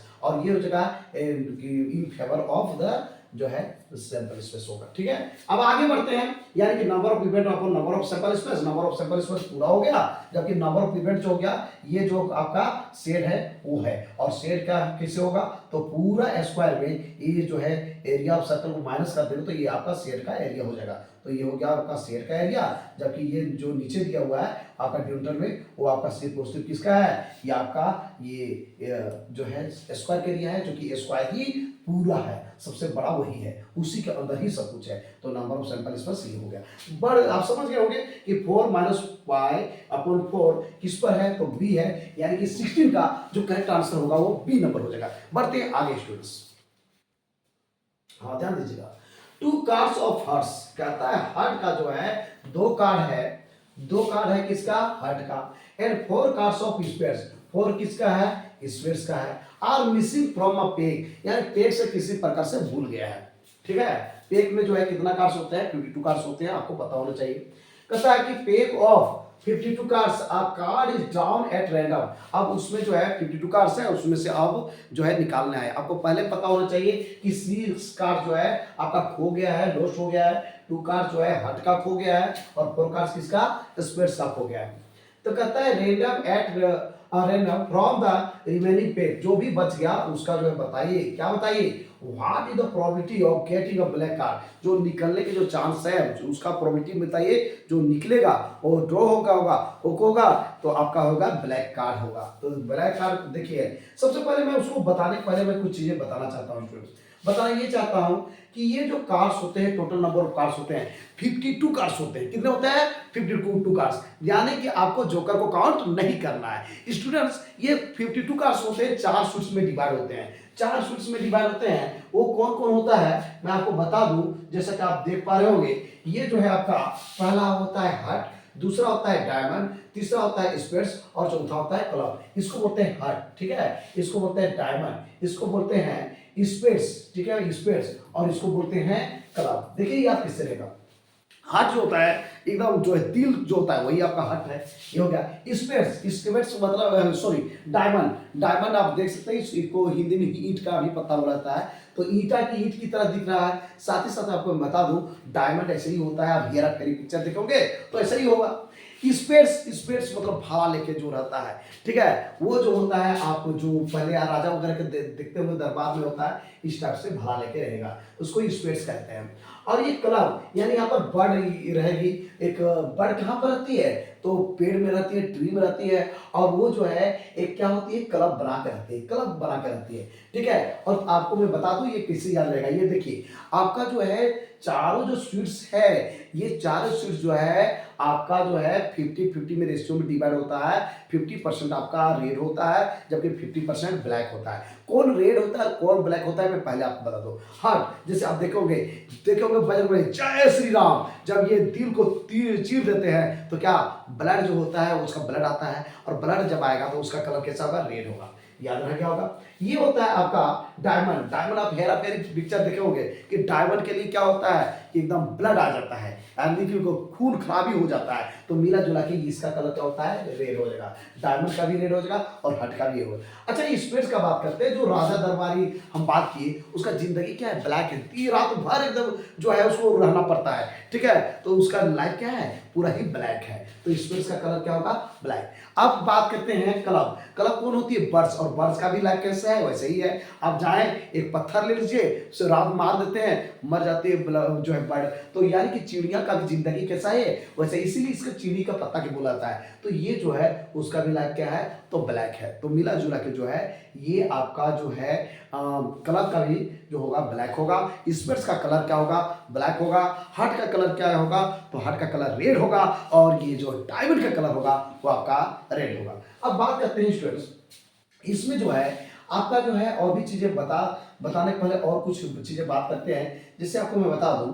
यहाँ पर मान लीजिए ये है एस, मतलब एक का, तो एस जो है आपका चारों सूट्स में पाया जाएगा, चारों सूट्स में होगा, चाहे तो हार्ट में बात करें या फिर डायमंड में बात करें, स्पेट्स में बात करें या क्लब्स में बात करें, चारों में आपको एक्स पाया जाएगा। यानी सब कार्ड जो है ये चारों ही सूट्स में आपका पाए जाएंगे।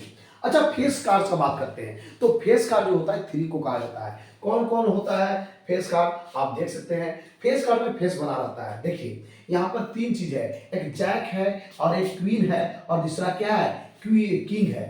किंग, जैक और क्वीन, इसको बुलाता है फेस कार्ड, क्योंकि यहाँ पर क्या है, फेस बना हुआ है, आप देख सकते हैं। तो ये चीज है, तो आप ध्यान दीजिएगा, ये चीज आप समझ रहे होंगे, इसको आप फिगर देख ही रहे हैं, आप सारी चीजें समझ रहे हैं। अब हम एक एक करके बताने वाले हैं। जैसे पहले बता दो स्टूडेंट्स, यहाँ पर जो है क्वेश्चन को लेते हुए बनाए बात करेंगे तो अच्छा रहेगा, इसलिए सामने कर लेते हैं हम। ध्यान दीजिएगा, ये जो सारी चीजें हैं सब में क्या होगा स्टूडेंट्स, तो सभी में जो होगा सब कुछ होगा। जैसे यहाँ पर एस है, फिर क्या है 2 है, यहाँ पर क्या है 3 है, यहाँ 4 है, यहाँ 5 है, 6 है, 7 है, 8 है, 9 है, 10 है, जैक है, और इसी में जैक किंग है, फिर क्या है क्वीन है। उसी प्रकार से इसमें भी सारी जो चीजें हैं यहाँ पर भी आपको वही चीज नजर आएगी, फिर यहाँ भी आपको नजर आएगी और यहाँ भी नजर आएगी, सब चीज यहाँ भी वही चीज नजर आएगी। मतलब कि जो है ना, चाहे तो स्वीट्स का बात करते हैं, चाहे तो हट का बात करें, डायमंड का बात करें, स्पेट्स का बात करें, या क्या है क्लब का बात करें, सब में जो है 13 कार्ड्स होते हैं। ये जो है आपका 13 कार्ड है। देखिए S2 से लेकर 10 तक हो गया, जैक, किंग और क्वीन, और ये तीनों को जो होता है बोला जाता है, क्या बोला जाता है, फेस कार्ड बोला जाता है। तो जो है total number of face card कहेंगे तो 12 कितना हो जाएगा, 12, क्योंकि यहाँ पर 3 है, यहाँ भी 3 होगा, यहाँ भी 3 होगा और यहाँ भी 3 होगा। याद रहेगा दोस्तों, ये रहेगा आपका हार्ट करते हैं, इसको बोलते हैं डायमंड बोलते हैं, इसको स्पेट्स बोलते हैं और इसको क्लब बोलते हैं। तो यहाँ पर जो होगा फेस कार्ड, यहाँ पर 3 है तो यहाँ भी 3 होगा, यहाँ भी 3 होगा, यहाँ भी 3 होगा। उसी प्रकार से ए भी सब में होगा, 1 1 2 भी सब में होगा, सब कार्ड सब में होगा। तो यहाँ पर 13 कार्ड है तो यहाँ भी 13 होगा, यहाँ भी 13 होगा, यहाँ भी 13 होगा। यानी टोटल जो होगा आपका 13 4 कितना होता है 52 होता है, और 52 में जो है 32 जा 26, 26 आपका जो होगा रेड होगा, जबकि 26 जो होगा आपका ब्लैक होगा।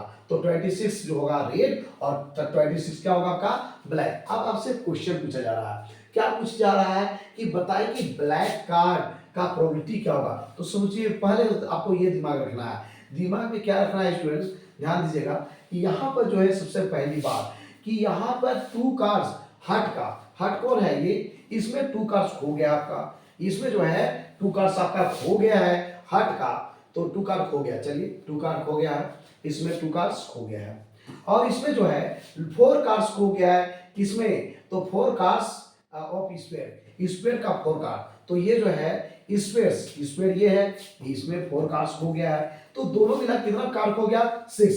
पहले मेरा 52 है, सब मिला के 52, तो नंबर ऑफ सैंपल स्पेस का बात करेंगे तो ये जो होगा पहले 52 था, लेकिन अब 52 बचा नहीं, मिस हो गया 6 का, 2 और 4 कितना होता है 6 मिस हो गया, तो यानी कि बच गया कितना, तो हो गया 46, इतना ही कार्ड बचा हुआ है। इसी को जो है आपको सफल करना है, इसी को पूरी तरह से फेंटना है। अब कह रहा है कि बताइए कि जो भी बच गया है पैक में कार्ड, उसका बताओ कि प्रोबेबिलिटी क्या होगा कि ब्लैक कार्ड होने का। स्टूडेंट्स याद रखिएगा, ब्लैक कार्ड यहां पर है और यहीं पर है, ठीक है। Total number of sample space तो आपका यहां हो गया 46, यानी probability of event equal to होता है नंबर ऑफ इवेंट बाय क्या, नंबर ऑफ सैंपल स्पेस। तो आपको तो पता चल गया कि 52 अब नंबर ऑफ सैंपल स्पेस नहीं रहेगा, जो 4 कार्ड्स खो गया है, जो बात चलेगा जो बचा हुआ है उसी में, तो कार्ड्स क्या हो गया, नंबर ऑफ कार्ड्स हो गया 46। अब देखिए नंबर ऑफ इवेंट्स, यहां पर पूछ रहा है कि बताइए कि ये जो ब्लैक कार्ड का क्या होगा प्रोबेबिलिटी, तो ब्लैक कार्ड कितना है पहले ही जानना होगा। अच्छा देखिए, यहाँ पर ब्लैक 13 है और यहाँ भीतर का कितना था 13, तो 13 और 13 होना चाहिए कितना 26, लेकिन 26 नहीं होगा, क्यों, क्योंकि ये 4 आपका लॉस्ट हो चुका है, 4 क्या होता है लॉस्ट हो चुका है, तो 4 लॉस्ट कर दीजिए, तो कितना बच गया 22, यानी 22 ही कार्ड आपका बचा हुआ है जो कि ब्लैक है। तो ब्लैक कार्ड के लिए पूछ रहा था, तो ब्लैक क्या हो गया 20, क्या हो गया 22 अपॉन 46। अब 22 अपॉन 46 किसमें है, तो 22 अपॉन 46 किसमें है, इसमें है, यानी कि जो 70 का जो करेक्ट आंसर होगा बी नंबर हो जाएगा स्टूडेंट। तो चलते हैं next question, question number 18। The upper limit of the model class का अपर लिमिट बताना है, ठीक है, of the given distribution is high in centimetre, कहता है कि हाइट दिया हुआ है सेंटीमीटर में है, और आपको बताना है कि मॉडल क्लास का जो है अपर लिमिट क्या होगा। तो मॉडल क्लास जानने के लिए हमको ये जानना होगा, पहले फ्रीक्वेंसी पता करना होगा, फ्रीक्वेंसी जो हाई फ्रीक्वेंसी है मॉडल का, आप जो है आप डिफिनेशन जानते होंगे, मोस्ट फ्रीक्वेंटली अकरिंग ऑब्जर्वेशन, यानी कि जो भी फ्रीक्वेंसीज हैं सबका जो फ्रीक्वेंसी है उसमें सबसे ज्यादा जो फ्रीक्वेंसी है, सबसे ज्यादा जो होगा, सबसे बड़ा फ्रीक्वेंसी होगा, वही उसका जो होता है मॉडल होता है, मॉडल क्लास होता है। चलिए स्टूडेंट्स अब बढ़ते हैं आगे। अब देखिए यहाँ पे ये जो है आपका दिया हुआ है बिलो 140, बिलो 145, बिलो 150, तो इसको आपको चेंज कर देना है, किसमें चेंज कर देना है, एक जो है क्लास इंटरवल में चेंज कर देना है। अच्छा याद रखिएगा स्टूडेंट्स भी चीज कि जब भी बिलो या एबव दिया रहे तो ये सारे जो है आपका डेटा दिया रहता है, ये आपका होता है कम्युनिटी फ्रीक्वेंसी में, यानी कि ये सीएफ में ही होगा निश्चित, क्योंकि यहाँ पर देखिए 140 से नीचे, तो 140 से नीचे जितना होगा सब होगा, 145 से नीचे तो जितना होगा सब का सब होगा, 150 से नीचे जितना भी होगा सब होगा, तो मिला जुला के वो जो होगा चाहे तो बिलो से क्वेश्चन रहे या फिर जो है एबव से क्वेश्चन रहे, तो वो आपका कम्युलेटिव फ्रीक्वेंसी को ही शो करता है। तो इसको हम लोग पहले जो है ये जो दिया हुआ है बिलो में, इसको चेंज कर देंगे क्लास इंटरवल में, तो है ना, तो पहले क्लास इंटरवल में चेंज करते हैं। अच्छा 140 से नीचे, 145 से नीचे, तो यहाँ पर जो है 5 का डिफरेंस है, सब में 5 का डिफरेंस है, तो 5 का डिफरेंस, तो 140 से नीचे आप तो चाहो तो 0 से 140, तो यहाँ पे जो है अपर लिमिट कह रहा है कि क्या होगा, तो इसके लिए हम लोग क्या करेंगे, इसको पहले हम लोग चेंज कर देंगे ऐसे, देख रहे हैं इस प्रकार से हम लोग चेंज कर दिए, 135 टू 140 कर दिए, चाहे तो इससे नीचे भी लिख सकते हैं, कोई नहीं, ये जो होगा 140 से 145, 150 जो होगा तो 145 से 150 ऐसे हम ले लिए, देख सकते हैं स्टूडेंट्स। अब यहाँ पर जो है नंबर ऑफ गर्ल्स, यहाँ पर जो है 140 से नीचे में क्या है 4 है, तो 4 है, ये 11 है, ये क्या है, ये आपका कम्युलेटिव फ्रीक्वेंसी को शो कर रहा है, जो कि मैंने आपको बता दिया। ठीक है, ये कम्युलेटिव फ्रीक्वेंसी शो कर रहा है। तो कम्युलेटिव फ्रीक्वेंसी आप देखिए, मैं बताया कि जब भी आपको मॉडल क्लास निकालना हो तो फ्रीक्वेंसी निकालना बहुत जरूरी है, और एवं और बिलोम जब भी रहता है उसका मतलब वो शो करता है कम्युलेटिव फ्रीक्वेंसी को। तो यहाँ पर कम्युलेटिव फ्रीक्वेंसी यानी सीएफ दिया हुआ है, एफ नहीं दिया हुआ है, तो एफ निकालेंगे। एफ निकालने का सस्ता तरीका क्या है स्टूडेंट्स, ध्यान दीजिएगा। आपको क्या करना है, जो फर्स्ट में आपको दिखाई पड़ता है उसको आप जो है जो का क्यों लिख दीजिए। तो ये हो गया आपका, क्या हो गया, 4 हो गया। अब क्या आता है, नेक्स्ट माइनस लास्ट, नेक्स्ट में लास्ट को माइनस करते जाएंगे और मेरा जो है फ्रीक्वेंसी निकलते जाएगा। 11 में 4 सब्ट्रैक्ट होगा, क्या होगा, ये 7 हो जाएगा। उसी प्रकार से 29 में 11 सब्ट्रैक्ट होगा तो होगा 8, और ये क्या होगा, 1 हो गया। उसी प्रकार से जो इसमें से माइनस करेंगे तो 10 में 9 सब्ट्रैक्ट होगा 1, 3 में 2 सब्ट्रैक्ट होगा तो 3 में 2 सब्ट्रैक्ट होगा वो 1। ठीक है, फिर आगे बढ़ते हैं तो ये 6 में 0 तो 6, 4 में 4 तो 0, फिर ये है 11 में 6 सब्ट्रैक्ट होगा, कितना होगा, 5 हो जाएगा। तो ये हो गया ये। तो इस प्रकार से आपका ये निकल गया, क्या निकल गया, तो ये निकल गया आपका फ्रीक्वेंसी निकल गया। आप देखना है आपको यहाँ पे जो है सबसे पहले मॉडल क्लास आपको पता करना होगा। मॉडल क्लास के लिए जो भी चीजें हैं, जो फ्रीक्वेंसी है, फ्रीक्वेंसी में मोस्ट फ्रीक्वेंसी कौन है, सबसे ज्यादा कौन है, सबसे बड़ा फ्रीक्वेंसी कौन है। देखिए इस फ्रीक्वेंसी में सबसे बड़ा कौन है, 18 है। इसका मतलब ये जो होगा आपका मॉडल क्लास हो जाएगा। ठीक है, मॉडल क्लास हो जाएगा, क्योंकि इसका जो है फ्रीक्वेंसी क्या है, 18 है, जो कि सबसे ज्यादा है, मोस्ट फ्रीक्वेंटली अकरिंग ऑब्जर्वेशन। अब देखिए यहाँ पर आते हैं, पूछ रहा था क्वेश्चन में कि ये जो मॉडल क्लास है इसका अपर लिमिट क्या होगा। तो यहाँ पर देखिए मॉडल क्लास को पता चल गया, इसका 2 लिमिट है, एक है लोअर लिमिट और दूसरा क्या है, अपर लिमिट। तो लोअर लिमिट हो गया 145 और अपर लिमिट क्या हो गया आपका 150। तो पूछा है अपर लिमिट क्या होगा, तो यही ना होगा 150, इसका जो है करेक्ट आंसर हो जाएगा, जो कि अपर लिमिट होगा। तो 150 किसमें है, तो स्टूडेंट्स आप देख रहे होंगे कि 150 जो है इसका जो है आपका डी नंबर में है। कहने का मतलब ये है कि 18 का जो करेक्ट आंसर होगा आपका डी हो जाएगा। चलते हैं क्वेश्चन नंबर नेक्स्ट स्टूडेंट्स। 18 तक समाप्त हो गया, अब आते हैं 19 और 18 जो कि एसर्शन और रीजन से है। कहता है डायरेक्शन दिया हुआ है in the question number 19 and 20। 19 और 20 क्वेश्चन नंबर की स्पेशल डायरेक्शन है। आई स्टेटमेंट ऑफ असर्शन ए, कहता है कि जो स्टेटमेंट दो टाइप का स्टेटमेंट है, एक है असर्शन और दूसरा है रीजन। कहता है assertion A is followed by the statement of reason R. कहता है जो असर्शन है उसको ए से इंडिकेट किया गया है, जबकि रीजन जो का स्टेटमेंट है उसको आर से इंडिकेट किया गया है। Choose the correct option. अब नीचे जो करेक्ट आंसर है उसको चूज कीजिए। चूज करना है, ध्यान देने की बात है, यहाँ पर क्या कर रहा है, स्टेटमेंट ए फोर यहाँ पर हो गया असर्शन और आर फोर क्या हो गया रीजन। मैंने आपको पहले बता दिया, यहाँ पर लिखा हुआ है ए फोर हो गया असर्शन और आर फोर क्या हो गया रीजन। दोनों क्या है, स्टेटमेंट है।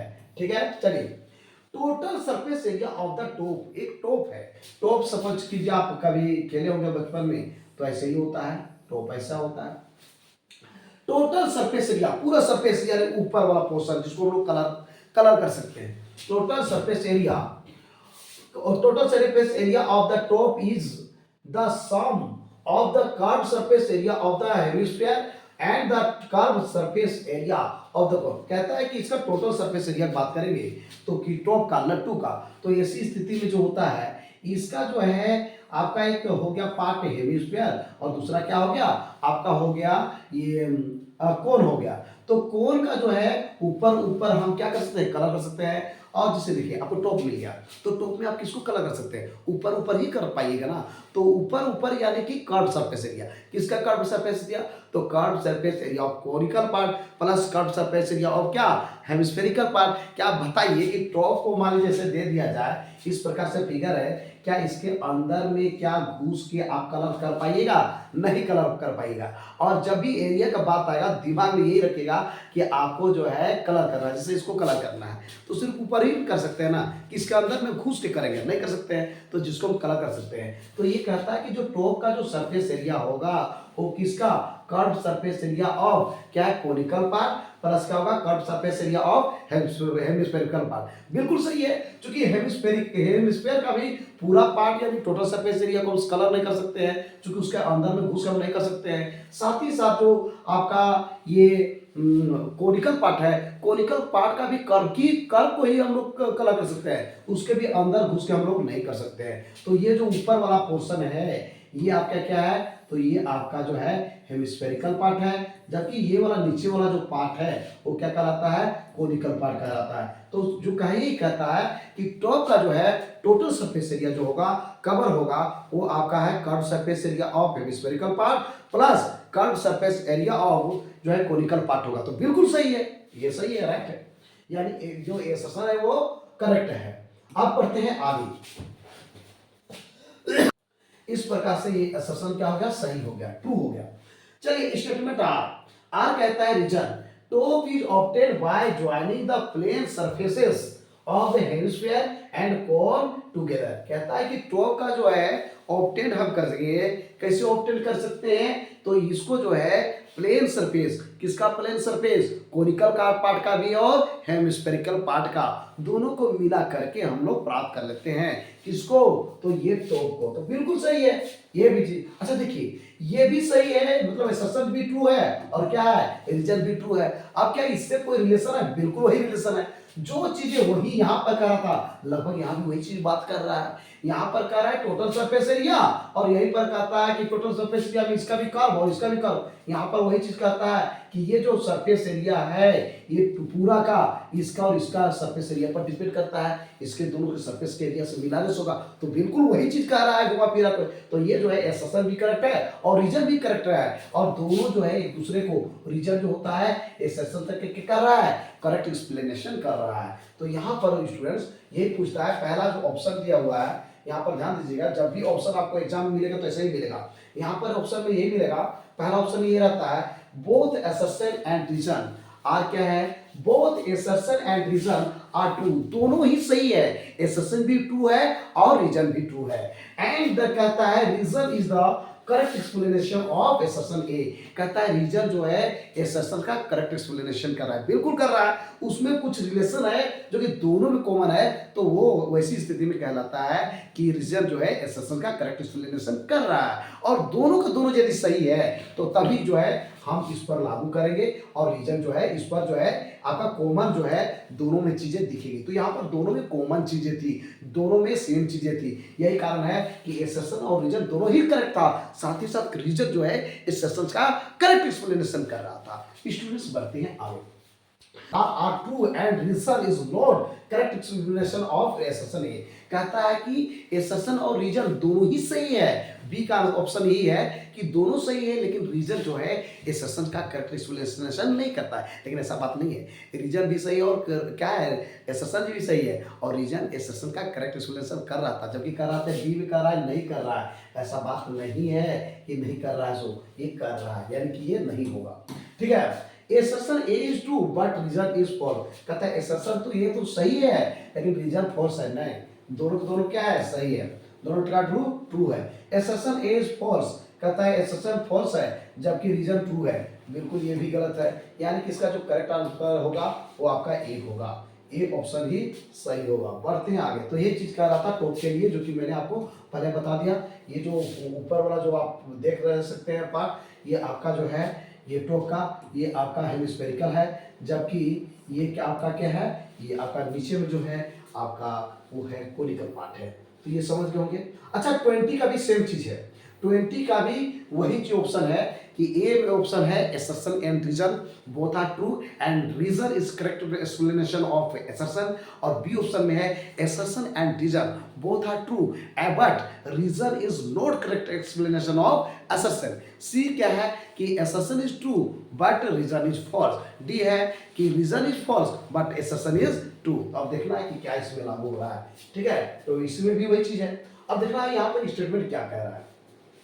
स्टेटमेंट ये कह रहा है स्टूडेंट्स कि -5/2 0 5/2 इज एन अर्थमेटिक प्रोग्रेशन। ये एपी में है, एपी में जानने के लिए देखिए ये मेरा क्या कहलाएगा, ये कहलाएगा A1, ये क्या कहलाएगा ये मेरा कहलाएगा A2, ये क्या कहलाएगा A3 और ये क्या कहलाएगा A4।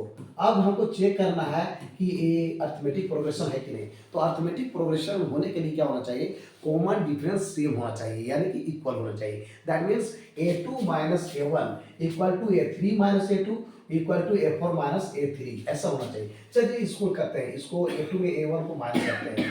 तो A2 में A2 माइनस A1 करेंगे तो जो वैल्यू होगा वो क्या होगा, -5/2 माइनस, अच्छा माइनस यहाँ पर है तो ये होगा -5, तो ये हो जाएगा, क्या हो जाएगा, -5/2 प्लस क्या हो जाएगा 5। तो कहते हैं यहाँ 5 टू 10, 10 में 5 सब्ट्रैक्ट होगा, क्या होगा ये 5/2 हो जाएगा। फिर इसमें आ जाते हैं A3 माइनस A2 यानी कि जीरो में माइनस करेंगे किसको, -5/2 को, तो ये हो जाएगा 0 प्लस 5/2 और इसका वैल्यू निकालेंगे क्या होगा 5/2 ही होगा। चलिए ये भी सही है।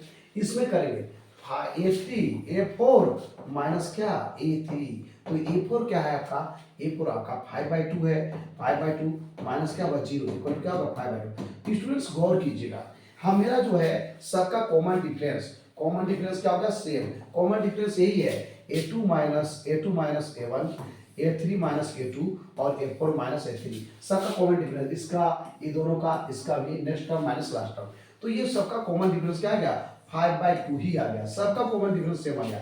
इसका मतलब ये एपी में है, तो कहता है एपी में है तो बिल्कुल सही है, ये करेक्ट है, यानी कि ये सही है, ट्रू है। अब बढ़ते हैं आगे, चेक करते हैं किसमें, तो आपका रिजल्ट में एसर्शन पता चल गया वो ट्रू है। The terms of an arithmetic progression cannot have both positive and negative rational number। कहता है कि अर्थमेटिक प्रोग्रेशन में जो है दोनों जो होता है पॉजिटिव और नेगेटिव रेशनल नंबर नहीं हो सकता है। ये कहना ये चाहता है स्टूडेंट्स कि जो एपी में होता है, एपी में जो टर्म्स बनेंगे, जो प्रोग्रेशन बनेगा, जो सीरीज बनेगा, उसमें जो है दोनों चीज नहीं आ सकता है, यानी कि पॉजिटिव और नेगेटिव रेशनल नंबर नहीं आ सकता है। लेकिन मैंने अभी देखा, अभी क्या देखा, ये मेरा क्या है पॉजिटिव रेशनल नंबर है, ये क्या है मेरा, ये जो है सॉरी ये आपका क्या है नेगेटिव रेशनल नंबर है, ये क्या है नेगेटिव रेशनल नंबर है, ये 0 है यानी पॉजिटिव के इक्वल है, ये भी क्या है पॉजिटिव। कहता है दोनों रेशनल नंबर नहीं आ सकते हैं अर्थमेटिक प्रोग्रेशन में, और मैंने पहले ही प्रूव कर दिया ये क्या है अर्थमेटिक प्रोग्रेशन है। गौर कीजिएगा, ये क्या है नेगेटिव रेशनल नंबर है, जबकि ये सब क्या है पॉजिटिव रेशनल नंबर है, जिसको रेशनल जीरो रेशनल नंबर ही बोलते हैं। लेकिन जब नेगेटिव है इधर आगे बढ़ाएंगे क्या होगा पॉजिटिव होगा। तो कहने का मतलब है कि ये कहता है कि नेगेटिव रेशनल नंबर और पॉजिटिव रेशनल नंबर मिल करके कभी भी अर्थमेटिक प्रोग्रेशन नहीं बन सकता है। लेकिन क्या ये सही है, बिल्कुल गलत है, क्योंकि मैंने अभी प्रूव किया ना कि ये क्या है अर्थमेटिक प्रोग्रेशन है, और अर्थमेटिक प्रोग्रेशन सिर्फ और सिर्फ क्या पॉजिटिव ही है, नहीं पॉजिटिव भी है और नेगेटिव है। क्या सिर्फ और सिर्फ नेगेटिव रेशनल नंबर है, नहीं नेगेटिव भी है और पॉजिटिव भी है, यानी दोनों रेशनल नंबर है और दोनों मिल करके यहाँ पर क्या बन गया अर्थमेटिक प्रोग्रेशन बन गया। जबकि यहाँ पर कहता है रीजन में, किधर गया रीजन में, कहता है कि ये जो है पॉजिटिव और नेगेटिव रेशनल नंबर, ठीक है, कि जो है नहीं हो सकता है, दोनों नहीं हो सकता है किसी भी अर्थमेटिक प्रोग्रेशन में, जो कि ये क्या है गलत, यानी असर्शन ट्रू है लेकिन रीजन क्या है फॉल्स है। Assertion is true but reason is false, यानी कि इसका करेक्ट आंसर सी हो जाएगा, यानी 20 का जो करेक्ट आंसर है सी हो जाएगा मेरे प्यारे स्टूडेंट। तो स्टूडेंट्स आज का मेरे आपको वीडियो कैसा लगा जरूर हमें बताएं इस वीडियो के कमेंट बॉक्स में। यदि ये वीडियो आपको अच्छा लगा तो इस वीडियो कर दीजिए लाइक, चैनल को सब्सक्राइब और ज्यादा से ज्यादा स्टूडेंट्स को, ज्यादा से ज्यादा दोस्तों को इस वीडियो कर दिए शेयर। तो स्टूडेंट फिर मिलते हैं इसी प्रकार से धमाकेदार वीडियो के साथ, तब तक के लिए हमें इजाजत दीजिए, बाय बाय।